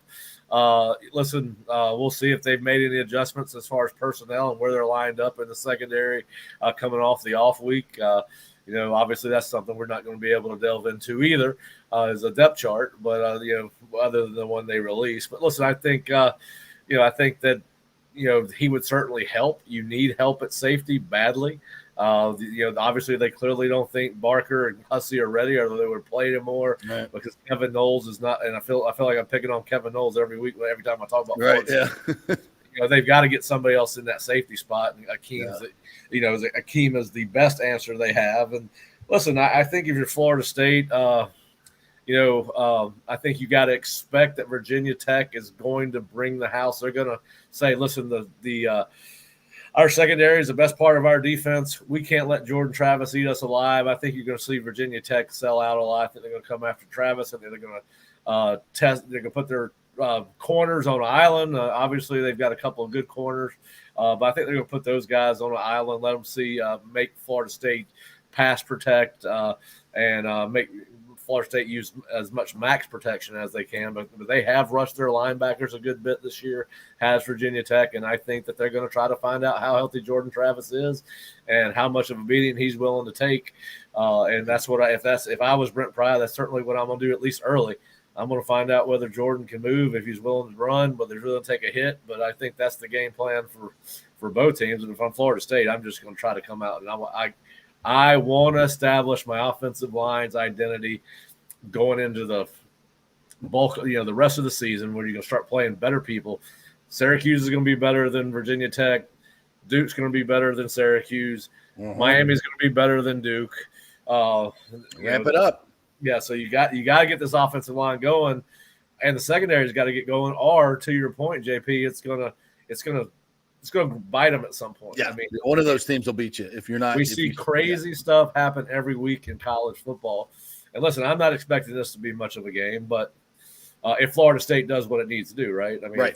If they play up to their capability. But yeah, listen, I think it's I think it's going to be fascinating to see where they've made improvements since the Clemson game and what adjustments they've made from a personnel standpoint. Yeah, and that's what I'm looking at. How do they vary this offense a little bit more? It's not Trey Benson, jump balls to Keon and Johnny Wilson. Let's do something else. Ja'Kai Douglas, I think, might be coming back, right? Apparently Ja'Kai and Kentron have looked very good in practice this week. So obviously Ja'Kai is kind of a proven commodity. They kind of know what he could do. I think he's been beat up a little bit the last 2 seasons, but certainly a guy that's got some playmaking ability when he's healthy. And I think he gives them another opportunity, another guy that they can put in the slot. Clearly, they've been lining Jaheim Bell up in the slot. I don't know whether they just figure he's a mismatch or they don't feel comfortable with Winston Wright or the Dez kid. Can't remember Dez's last name off the top of my head, but Des Hill. Yeah, they've got so many weapons, and I'd like to see them get more varied in this offense. Yeah, I do too. And they're also averaging 43 points a game, right? So it's not. Yeah, well, listen, I'm looking at the stats right now. And some of them really don't make. I mean, they're 81st in rushing offense, but 33rd in passing offense. I didn't do big play offense. I'm sure they're one of the top big play offenses in the country, just based on those skewed stats. But listen, I think it's. They should be fresh. They should be ready. There's no excuses. They know they've got some deficiencies, and I think they've got to. I think that both offensively and defensively, they've got to put their players in a more successful position than they have. I mean, you can make the argument that you're very lucky to come out of Boston College and Clemson. Absolutely. And listen, luck's part of it. We both know that. All 3 of us know that. You got to have it if you're going to have a great season. All great teams have a little luck on their side, but it's just been too consistent with what they need to improve on. It's in the offensive line and DBs. That's where the weaknesses have shown up outside of. And they got talent there, right? Yep. I mean, I think they maybe not in the back end, maybe not in the secondary. They've got some good frontline talent, but maybe not a lot of depth. Yeah, so I just don't think I don't know. I mean, listen. RPO offenses, spread offenses are hard to stop. I mean, I don't think it's ever been more difficult to be a defensive coordinator in the history of the game. I don't think it's ever been easy. But certainly with the things that you're responsible for as a linebacker or defensive back, you've got multiple reads, right? I mean, you're having to pay attention to what a receiver does, and also you're looking at high hats, low hats coming off the line of scrimmage. Mm-hmm. So anyway, listen, it's hard, but I agree with you. I think we're all in agreement that Florida State needs to be better against the pass, given the athletes they have on the field versus some of the teams they're playing against. And listen, here's the other thing. I think we've talked about this before. As you said, JP, this schedule lines up great for Florida State to make a run at the college football playoff with what's going on in college football. Right now, Texas looks like probably the team that's got the most legitimate shot at the college football playoff. I think we're going to find out a little bit more about Georgia this week. We're going to start seeing some of these Pac-12 teams end up with losses as they start to go against each other with some of these bigger matchups. And, listen, Michigan looks good, but I mean, their games are more like 35-14, 35-7. They're not hanging 50 on people. I hear everybody talking about, and I haven't watched them as much as I probably should have, but to me, the only lock right now would be Texas, and it's going to be interesting to see. The race to the ACC championship is going to be interesting with Miami and Louisville and North Carolina and Florida State. But if you look at those 4 teams in the ACC, Florida State has the easiest path to the ACC championship game. You talk about the offense. 25 third downs have been 3rd and 7 or longer. Last year they were converting at a 51%. This year 38%. What do you think is attributed to that? I think their second down average yards per play is really low. I think they've probably been successful in first down, but it's early. Key is early downs. Listen, you're either giving up sacks, or you're giving up negative runs, or you're giving up penalties when you're falling that far behind. If you're 3rd and 7, and Florida State should be averaging more than 3 yards per play on first down. It should be your most successful down, right? I mean, you can run or pass. you spend more time. You have more 1st and 10 possessions than you do any other situation in football, I believe. And if you go back and look at statistics, but listen, I think it has third down's got everything to do with first or second down. I think it's second down has been Florida State's bugaboo, but yeah, certainly you would think that listen, we all thought coming into this year that this offensive line was the best one we'd see and had seen in quite some time, and it just has not turned out that way. And I don't think the schedules. I mean, obviously it's about the same minus Duquesne.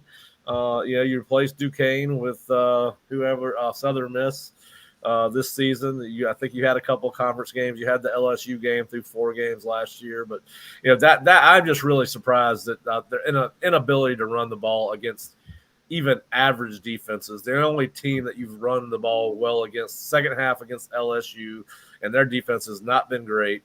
Mm-hmm. Then of course Southern Miss is one of the worst Division I football teams there is this year, and you ran for 300 against them. I think one of us three could have taken. And that's skewed the numbers even there. Yeah. So listen, they've got to get that straight. I don't know, or it's going to Miami's going to be a big physical ball game. Listen, we probably need to worry more about this game than we are. But but Virginia Tech has struggled. I mean, I don't see it. They beat a bad Pitt team. Florida State is better than Marshall and Rutgers and Purdue. I don't think anybody could get on this show and argue that Florida State's not a superior team to those 3 programs. And you saw Virginia Tech lose all 3 of them. So, but listen, I think they're going to come in here with something to prove, right? I mean, they just won a ball game. Brent Pry needs a signature win, and he thinks he may have found a quarterback and. So I think it's going to be an interesting game, but I think Florida State should, at least in the second half, start pulling away. I think listen, just like everybody, they're going to have to take a punch in the first quarter because Virginia Tech's going to want to come in here and create some havoc, and they've got a little bit of belief coming on. And listen, the perception of Pitt is better than the reality of Pitt, right? The perception of Pitt is they're a tough football team under Narduzzi. This has been the exception. This has been probably his worst football team. And if you're Pat Narduzzi with that Michigan State job open, what a terrible time to have your worst season as Pitt's head coach. Yes, I know. Well, they should probably look past that. They lost a lot of great players. But anyway, this is a week for FSU. If you're truly a championship contender, you've had the week off, you've worked on some things, come out and execute. Be physical and make a statement. And Norvell, well, that's the message he's going to give. It's like this may be a 24-point spread and you're expected to win, but go out there and improve and get better at everything that you do because there's a gauntlet coming up. So this game matters. It's and you can lose any week, but this game matters to go out there and put your best foot forward. I think, and I want to see that. If they don't blow Virginia Tech out, then there's some people out there, and I get this, from my good friend Corey Long, and he's right. It said, okay, so Florida State's won 10 in a row. All right, great. A lot of those have been against bad quarterbacks and bad teams when they played good teams. Even Oklahoma, who wasn't a great team, they almost lost that. They almost dropped the game at Boston College. They had no business losing. Sure, they went and beat Clemson. They've done some things. I'm not going to say but if you're an FSU fan thinking that you can't get beat by this team, you're crazy. We're not there yet, but I want to show signs that we're getting there. I mean, is that fair? Yeah, listen, I think if I'm Mike Norvell, all I'm doing when I walk into the team meeting tonight is I'm throwing on the Boston College game and I'm walking. Hell yeah. I don't think you have to say anything. I think that's your message. But listen, it's not we know watching Boston College that them losing to Virginia Tech is a possibility. I do think it would take something crazy for them to lose Virginia Tech. But listen, if Virginia Tech can figure out a way to shut down Florida State's run game the way Clemson did, they're going to be in this ball game. And they've got some very active linebackers. They got some experienced players on the defensive front. They have not played well.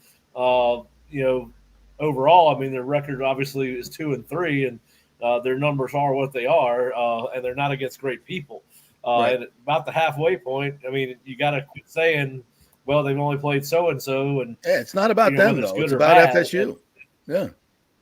Oh, yeah. But, yeah, I'm just saying that, listen, But my point is, but it should take something crazy for Virginia Tech to win.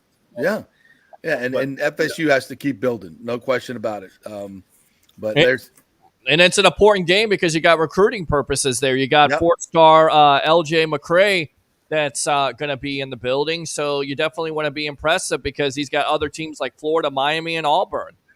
Yeah, well, this is his last official. He's here on an official visit this weekend. In fact, I just got a text that he has just arrived on campus to start his official visit, or will be here shortly. But anyway, he's a kid that they really, where they are from a defensive end standpoint and recruiting, they really need to get another high school kid. I think he's a kid that could be a really good strong side defensive end. He's big. He's 6'5", 6'6", 270. Son of a coach. You can see that in his film. He understands what he's supposed to do in the defense and then gets off blocks and go make plays. And, they've got a bunch of committed kids here this weekend.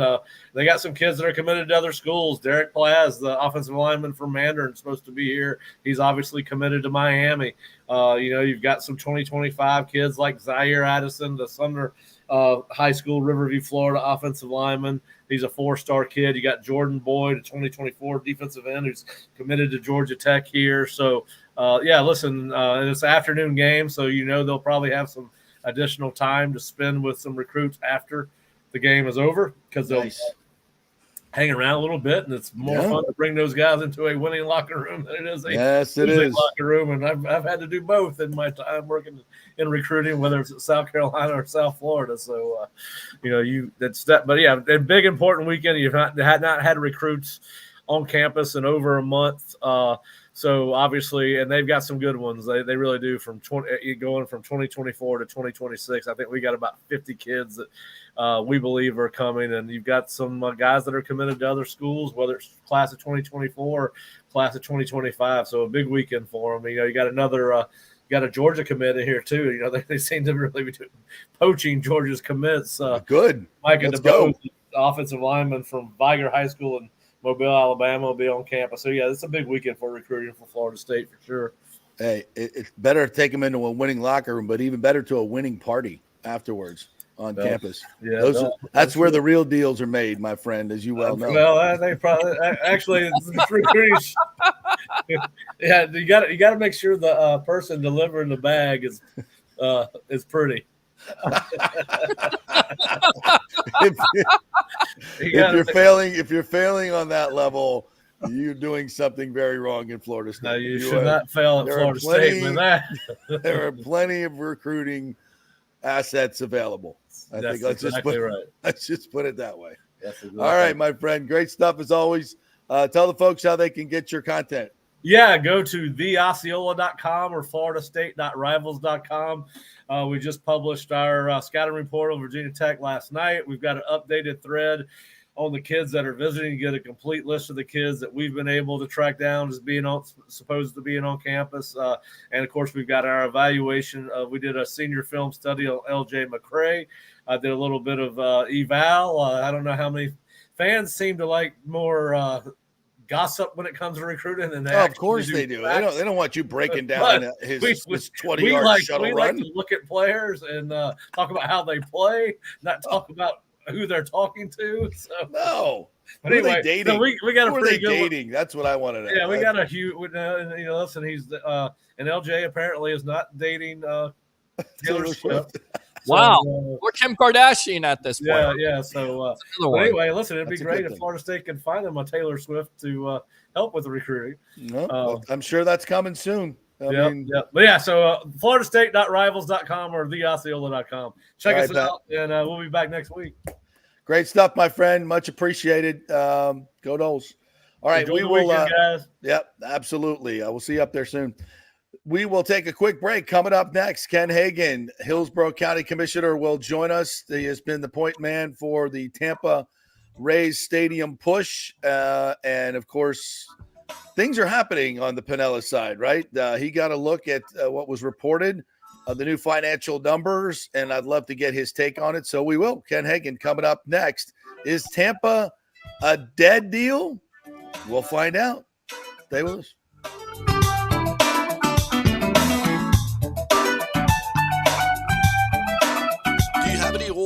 coins sitting around the house? Well, the Golden Diamond Source will purchase a variety of different types of coins and bullion. Their gold buying program includes sterling silver, silver, platinum, and watches. They also accept unusual pieces that other jewelry stores do not, such as gold bars and sterling silver flatware.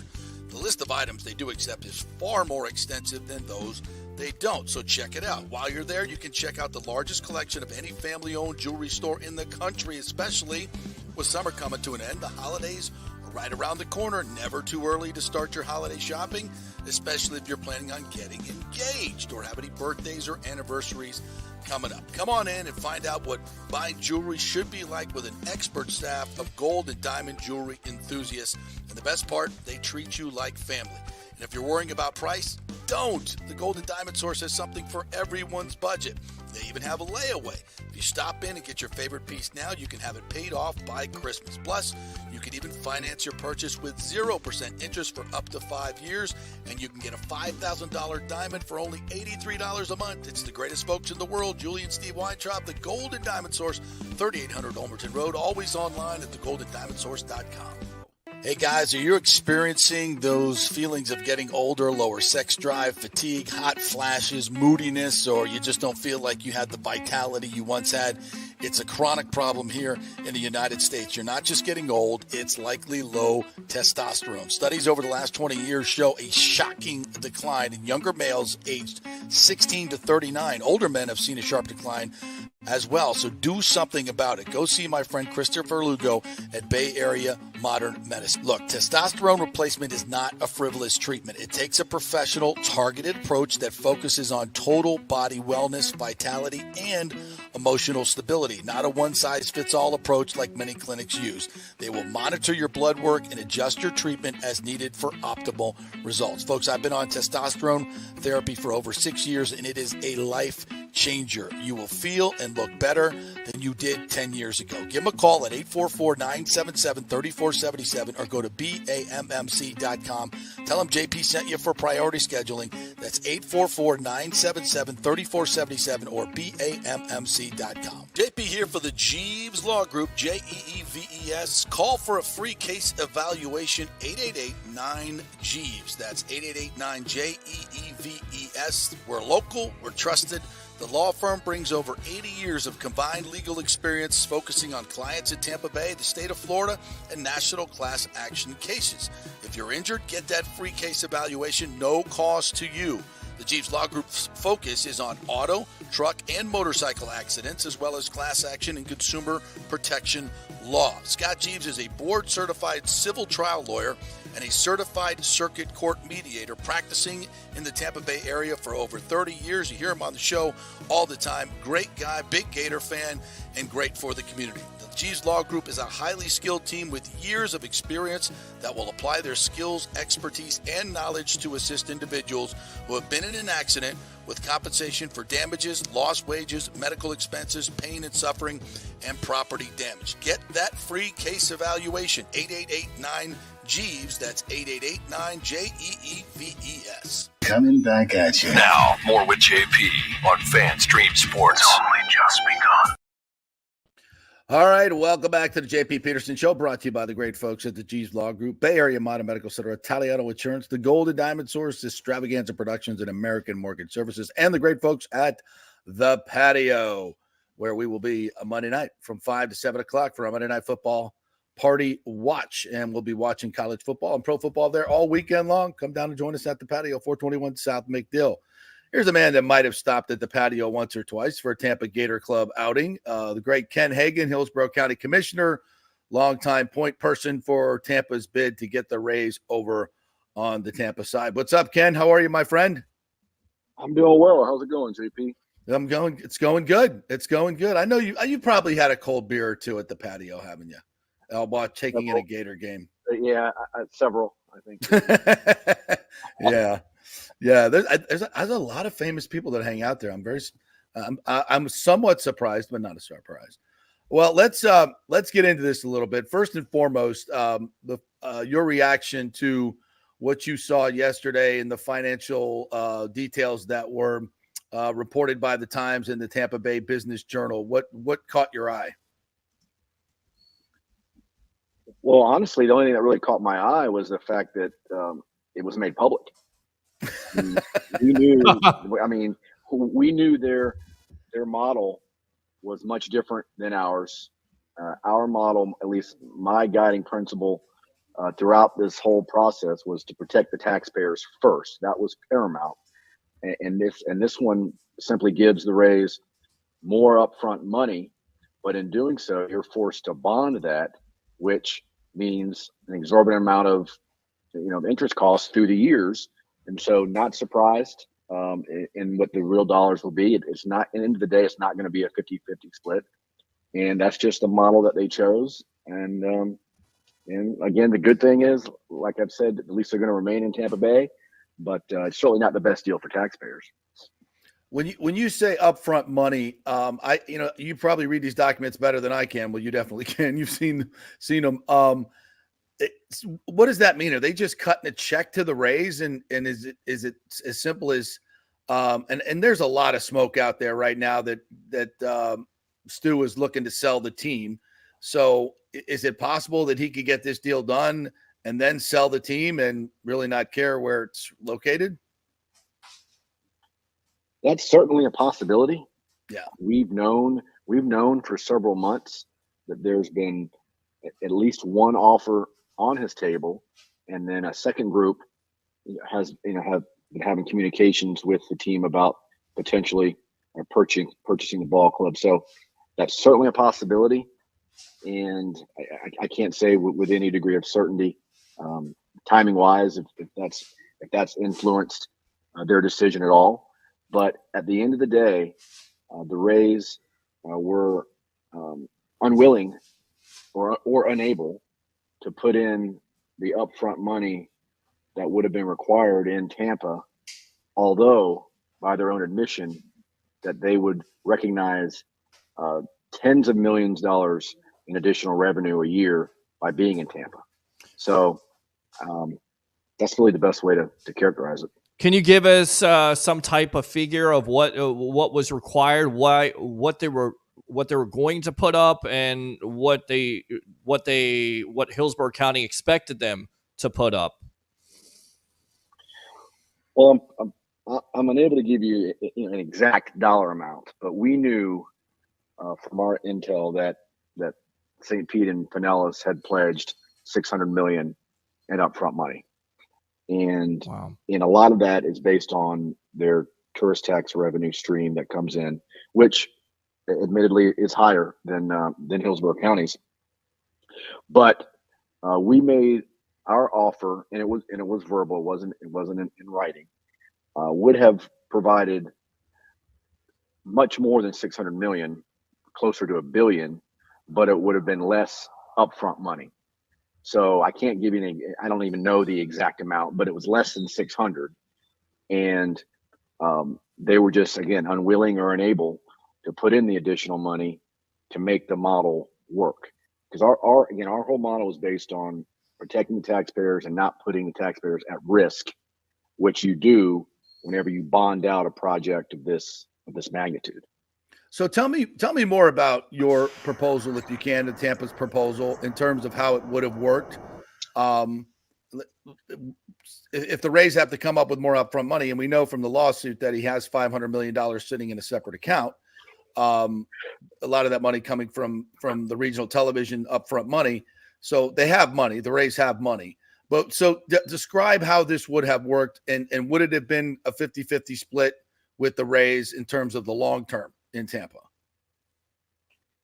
Well, first of all, and why I characterize it as unwilling or unable is obviously I'm not I'm unaware of their precise financial capabilities.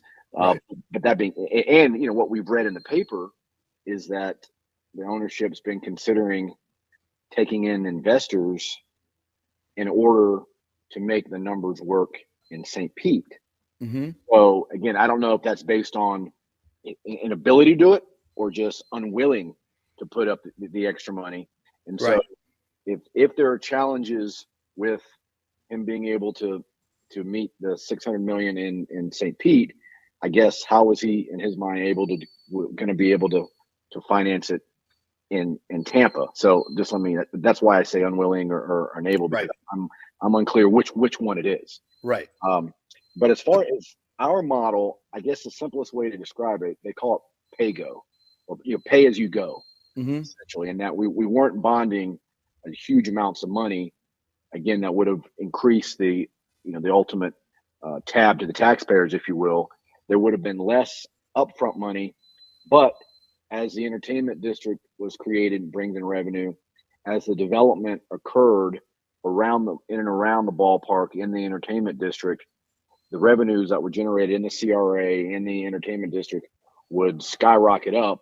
And then while he would get less money up front every year, could be getting 10, 20, 40 million as it grew over time. And so over a 10, 15 year period, again, I don't want to give you the exact numbers. Right. I think it likely would have approached $1 billion that he would have received in Tampa. But again, I want to stress, because people hear numbers, and I was accused for years of fleecing the taxpayers and didn't care about the taxpayers, and everything was the exact opposite of that. It was protecting the taxpayers in our model. Right. We weren't raising taxes. These were not general revenue dollars. They weren't property tax dollars. They were either entertainment district dollars, tourist tax dollars that are an appropriate use, and then what we call CRA, community redevelopment area dollars that have to be spent in that area. So it's not like our model, the money could go toward school or cops or public safety, things like that. They had to be used in that particular area. So it would have been less upfront money, but more money over time. But at the same time, by their own admission, that I think the numbers the team had given, they estimate they'd earn 20 to 40 million more a year in Tampa. So in local revenue, in terms of premium seating and things like that. Yeah, attendance. Yeah, exactly. Yeah, so they would have made more money on a yearly basis in Tampa. They would have received more money in Tampa, but over time. But as a part of that model would have required them to put up more upfront money and take more of the risk. And for whatever reason, they were unwilling or unable to do that. Ken, is it fair to say that if a new ownership group came in, that they would and approached you and said, "Hey, can we get a deal done?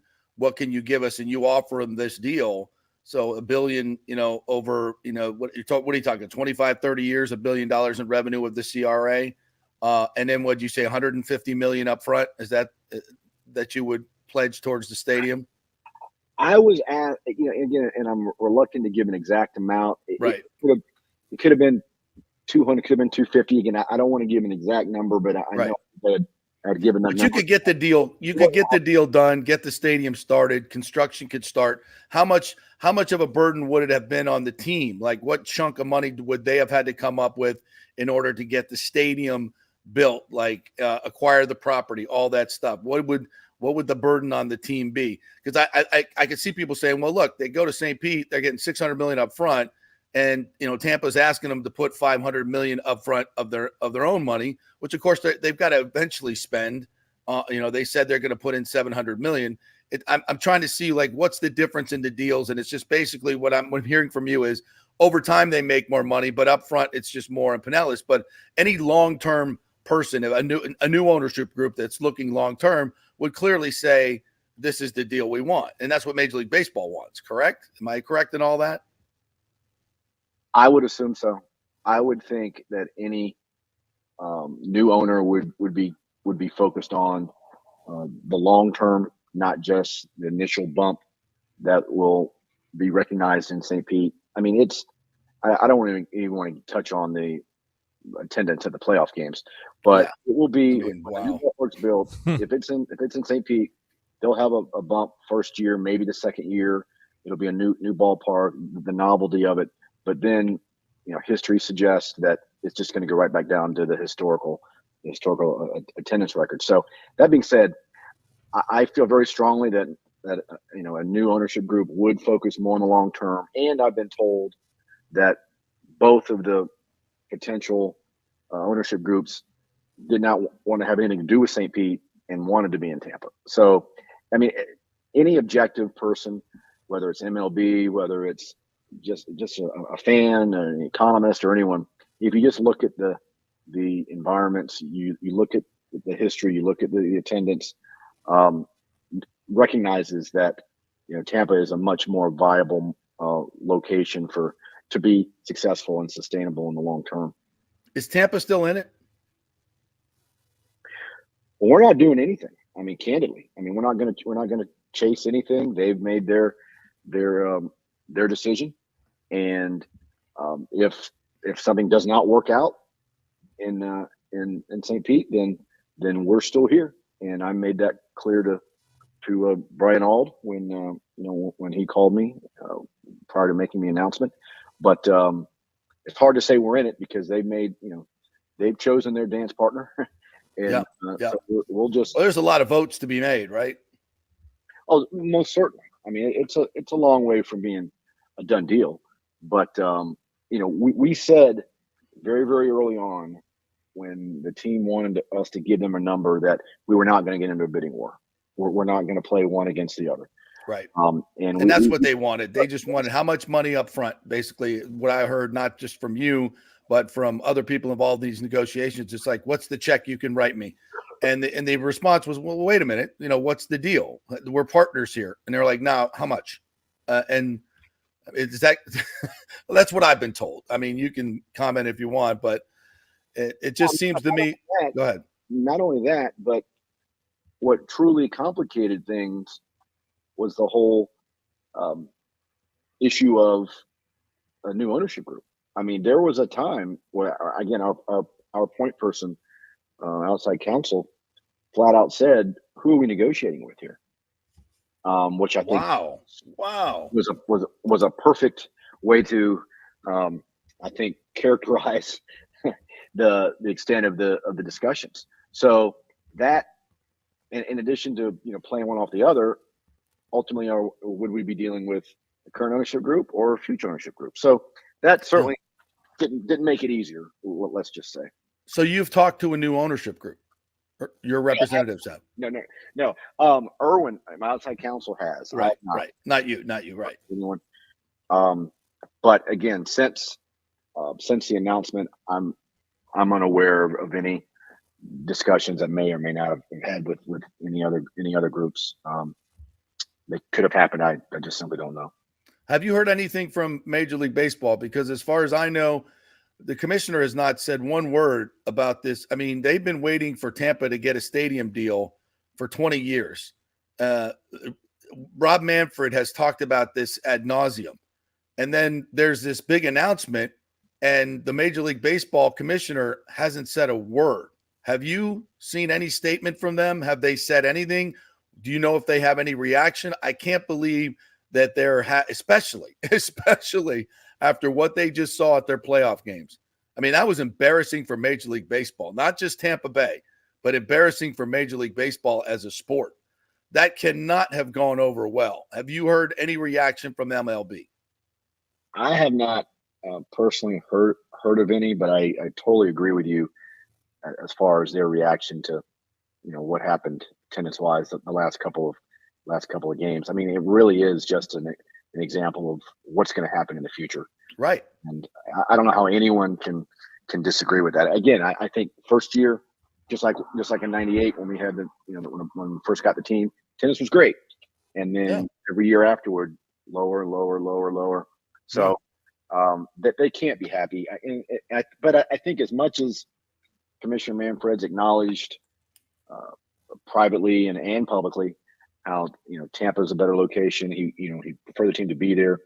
At the same time, I also know that he wants to wrap up the Rays and Oakland so they can focus on potential expansion opportunities. So I don't know, maybe his clock ran out. I don't know. I can tell you that we were in constant contact with Commissioner Manfred and MLB to let them know that we were serious. We presented an offer, and so he's aware of all that. But I just can't imagine that he's feeling very optimistic about the current deal. From your political standpoint, you've been through this for a long time, and you've dealt with these issues. How hard is it going to be for Ken Welch, the mayor of St. Petersburg, and these county commissioners to sell this $1.3 billion in public funding for a stadium that cost $1.3 billion? Well, first of all, let me say, I don't follow the St. Pete politics, Pinellas County politics, so I can't tell you about the position, but I can tell you, there's no way in hell that I could sell that deal in Hillsborough County. I can say that unequivocally. So you're going to hate me for this question, but and it may be more of a comment because I love Bob Buckhorn. And personally, I've dealt, I see him around, love chatting with him. Same with the mayor. I saw her at an event a couple weeks ago in Jane Castor. I just, for the life of me, do not know why they have not been more involved and more aggressive, certainly as you have, to get the Rays over here. And maybe it's because they feel like they have to do something for the Bucs and they can't do both, which we can talk about that, but let's get it out on the table. Are you disappointed at all? Do you have anything you want to say about where the city has been? Because it's my understanding from other city commissioners that they could have made a significant contribution in terms of their tourist tax dollars. And we have heard crickets from the mayor's office in the city of Tampa. You can see how the city of St. Pete and the county of Pinellas are working together. I don't ever get a sense that was happening in Hillsborough County. Do you want to say anything about that? You want to punt that? That's fine. I think I would disagree with you in that publicly. I guess I would agree that publicly, I think it may appear that way. I can tell you from both Mayor Buckhorn and Mayor Castor, both wanted this to happen. They were completely supportive. Okay. I can tell you this. At the same time, when you're the CEO of a city the size of Tampa, I mean, they're pulled in a million different directions. Understood. Just the reality is, I was the point person. I was the first person back in 2010. I mean, put it this way, Mayor Iorio was in office. That's true. Yeah. We go back to Mayor Pam. Yeah. But then at some point, a few years later, the county was running this, if you will. But then at some point, we transferred everything over to the TSA, Tampa Sports Authority, because it's a city-county partnership. And so from that point on, it was county, city, TSA that were making all the decisions. Nothing happened that we weren't all on the same page about and discussed. So I can see how publicly that perception might be the case. But at the end of the day, there really wasn't anything. There isn't anything that Mayor Buckhorn or Mayor Castor I stand corrected. I apologize to you, mayors. Substantively, that they couldn't have done anything. Symbolically, making certain gestures, perhaps. But I can tell you that they're also very sensitive to the relationships that we have with St. Pete and Pinellas County, and simply not wanting to ruffle any feathers. I never really cared about that. I didn't worry. I still don't. But just being honest, but that's fine. That's fine. And I get that. It's politics. So I apologize to them if maybe I just wanted them to have, bigger pom-poms and yell more. So I will stand correct. I will stand down on that point. But I still hope maybe, I guess the only thing left for, I think if you're a Tampa, if you want it to be on the Tampa side, is if Major League Baseball gets involved, if this lawsuit has any teeth and forces Stu to sell the team, I still think that's part of the equation. And this new ownership group starts talking to you and you guys get something done. I think, would that be fair that that's the only avenue left at this point? Oh, or they do not get the ultimate approvals of St. Pete and Pinellas County. If their residents stand up and say, "Hey, this isn't a good deal for taxpayers," I mean, then it's a possibility. But again, I don't follow their politics and their constituents, so they may be 100% comfortable with the deal that's on the table. I don't know. Yeah, wow, that's a wow. It would take something like that to, I think, force a different direction. All right, Ken, thank you so much, man. I really appreciate your time. You've been awesome on all this, and I really appreciate the political risks that you've taken in through this whole thing. It was the right thing to do. There's no question about it in my mind. If it doesn't end up working, it is what it is. But you gave it your best, and I think that's all we can ever ask of our elected officials. You took risks and you put your ass on the line. And I, for one, and I know a lot of people in this city really, really appreciate it. And in the Tampa Bay area, not just in Hillsborough County. So thank you, buddy. Appreciate it. We'll be in touch. Yeah. Thank you for the kind words. All right. Later. Thank you, Ken. Ken. Yeah, you don't find courage among politicians these days. You just don't. And he's taken a lot of shots, and people still come at him.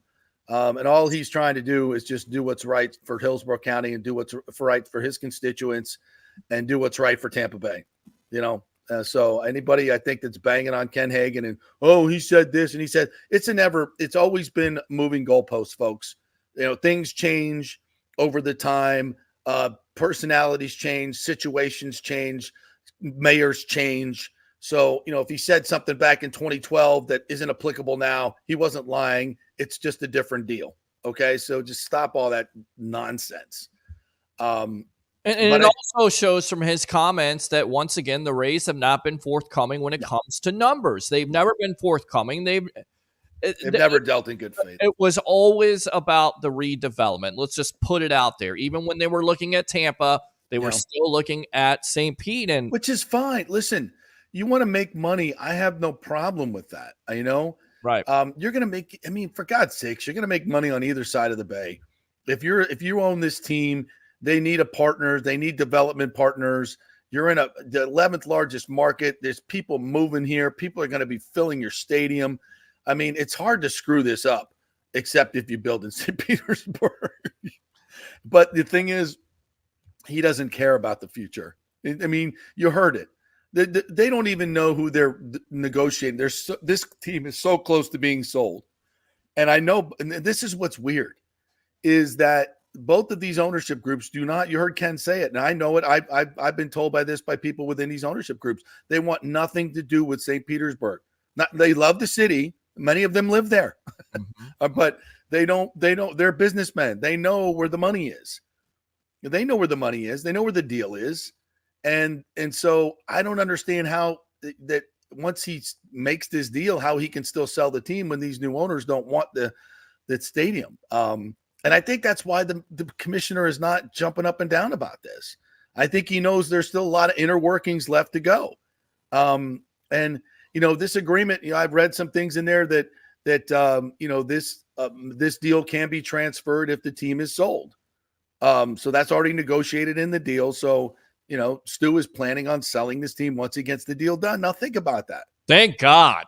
Thank God. But he's going to take all the resources with him and leave you with a stadium that is ill-equipped, to handle 81 baseball games, many of them being midweek. It's the midweek thing is tough. And again, I go back to it. The 3:00 start time, again, thanks a lot to Major League Baseball for a big middle finger to the working class, because I was lucky to get off my job. I got off because it was my birthday. Thanks a lot to Policy Scout. But if it's not my birthday, they don't care. Nobody else out there cares about if the Rays are playing playoff. Listen, Peter, other metropolitan areas that had no problem filling their seats, they packed them in. But sold out crowds across Major League Baseball. Right. Across Major League Baseball in the afternoon. We sold out crowds here previously. Why didn't it work this time? Well, it's a bottom line is when you have more mitigating factors. Mm-hmm. Okay, when you have more people, it was this at the time. When you have more mitigating factors, all the more reason to have a bigger net of people that you can draw from. Right. Okay. Well, the population is bigger in Minnesota because they're in the city where all the population is. The area as in general, if I'm not mistaken, Tampa Bay is a larger metropolitan area than Minneapolis, if I'm not mistaken. or it's very similar in size. But they have a downtown stadium, a new stadium that's where the center of all the business is. There was talk of moving it to St. Paul, but they were like, no, that St. Paul is St. Pete. Right. It's very similar in culture. It's not the hub of everything. The hub is Minneapolis. Okay. And for baseball, for 81 games, I mean, you could do a football stadium in St. Paul. You could do a football stadium in St. Pete. Yeah. Because it's only 8 games a year, right? It's on the weekends, no problem. People will drive, not a problem. For 81 baseball games, it's hard. It's tough. And the difference is, like you said about St. Paul, they all came together. Both of those cities came together. That's right. Fighting each other. And that's exactly what needs to happen here. Whether it goes in Tampa, whether it goes in St. Pete, we all need to come together because we are on the same side. We're against each other. And the real enemy at the end of the day is the guy that has been the snake oil salesman who strikes again all the nonsensical numbers that he won't put out there and now is being revealed. Surprise, surprise. We need to come together as communities. What's criminal in all of this is the fact that Rick Kreisman had a deal to redevelop the Tropicana Field site years and years and years ago because he knew what he was dealing with. He came to the realization that the Rays wanted to move to Tampa, that was better off in Tampa for him because he could use all that money to build more affordable housing, to build more things that are directly impactful to his constituents, more things like a convention center that would bring many more beds and heads, or a cruise port where the big ships can come in that can't get under the skyway. There's a good idea. I mean, he knew all this, and he knew the Rays were never going to deal in good faith and would just hold him up. And here's a guy that's been holding up that development, and now interest rates are 7.5, not 3.5. You imagine what Kreisman could have gotten done if Stu Sternberg would have been a good citizen and partnered with him.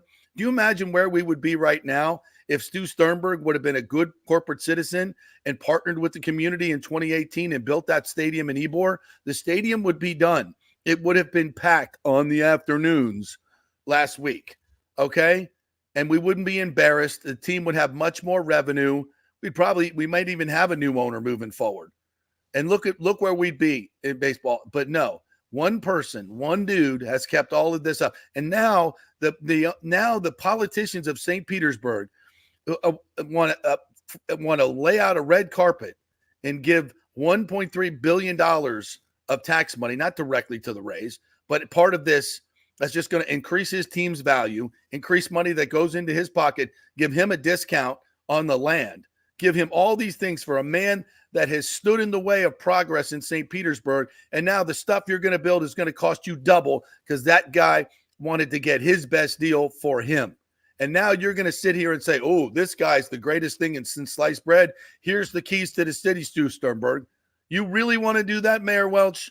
You really want to stand in front of your constituents? Because I'm going to tell you what, you do this deal, you will never win another election. And nobody on the council, just like Miami, nobody on the council, nobody on the county commission, you're all going to be political. It's political suicide. Wake up before you make the worst deal of your life and the worst deal for your citizens. All right, I got to. You are not saving anything. You're not saving the Rays. You're capitulating to a billionaire and just writing a blank check. And there are a lot of people when they saw these numbers that just went, well, for me, first of all, it went, duh. We knew this was coming. But many were shocked, like, oh, they lied. Can you believe they lied? Can you believe? No. The most predictable thing ever. All right, I got to read this comment right here. Richie P says, with JP, Sammer, Pewter Report, and Peter, why would anyone listen to the radio? Like, for real? I mean, seriously, we could like listening to those 8-minute commercial sets. Oh, that's always. Oh, there you go. With no. Thank you, Richie P. Appreciate it. Back to Sternberg. Yeah, I mean, it's just it's. And where's the outrage today among citizen groups? I mean, where's the media? Where's the media? Like, really? It's here. If you ever want to watch, we're here. All right. Thanks to Ken Hagan. Our thanks to Pat Burnham and Samar Ali. Great stuff today. Good job, Peter Blake. Happy birthday to you this week. Thank you. It's lightning season and football season continues. Going to be a great weekend. We didn't give you a lot of picks this week because Harry the Greek couldn't come on, but I'll put them out on my Twitter this week. So I was hot last week. Yeah, you were. Money this weekend. All right, have a great weekend, everybody. Go Bolts. Go Bucs.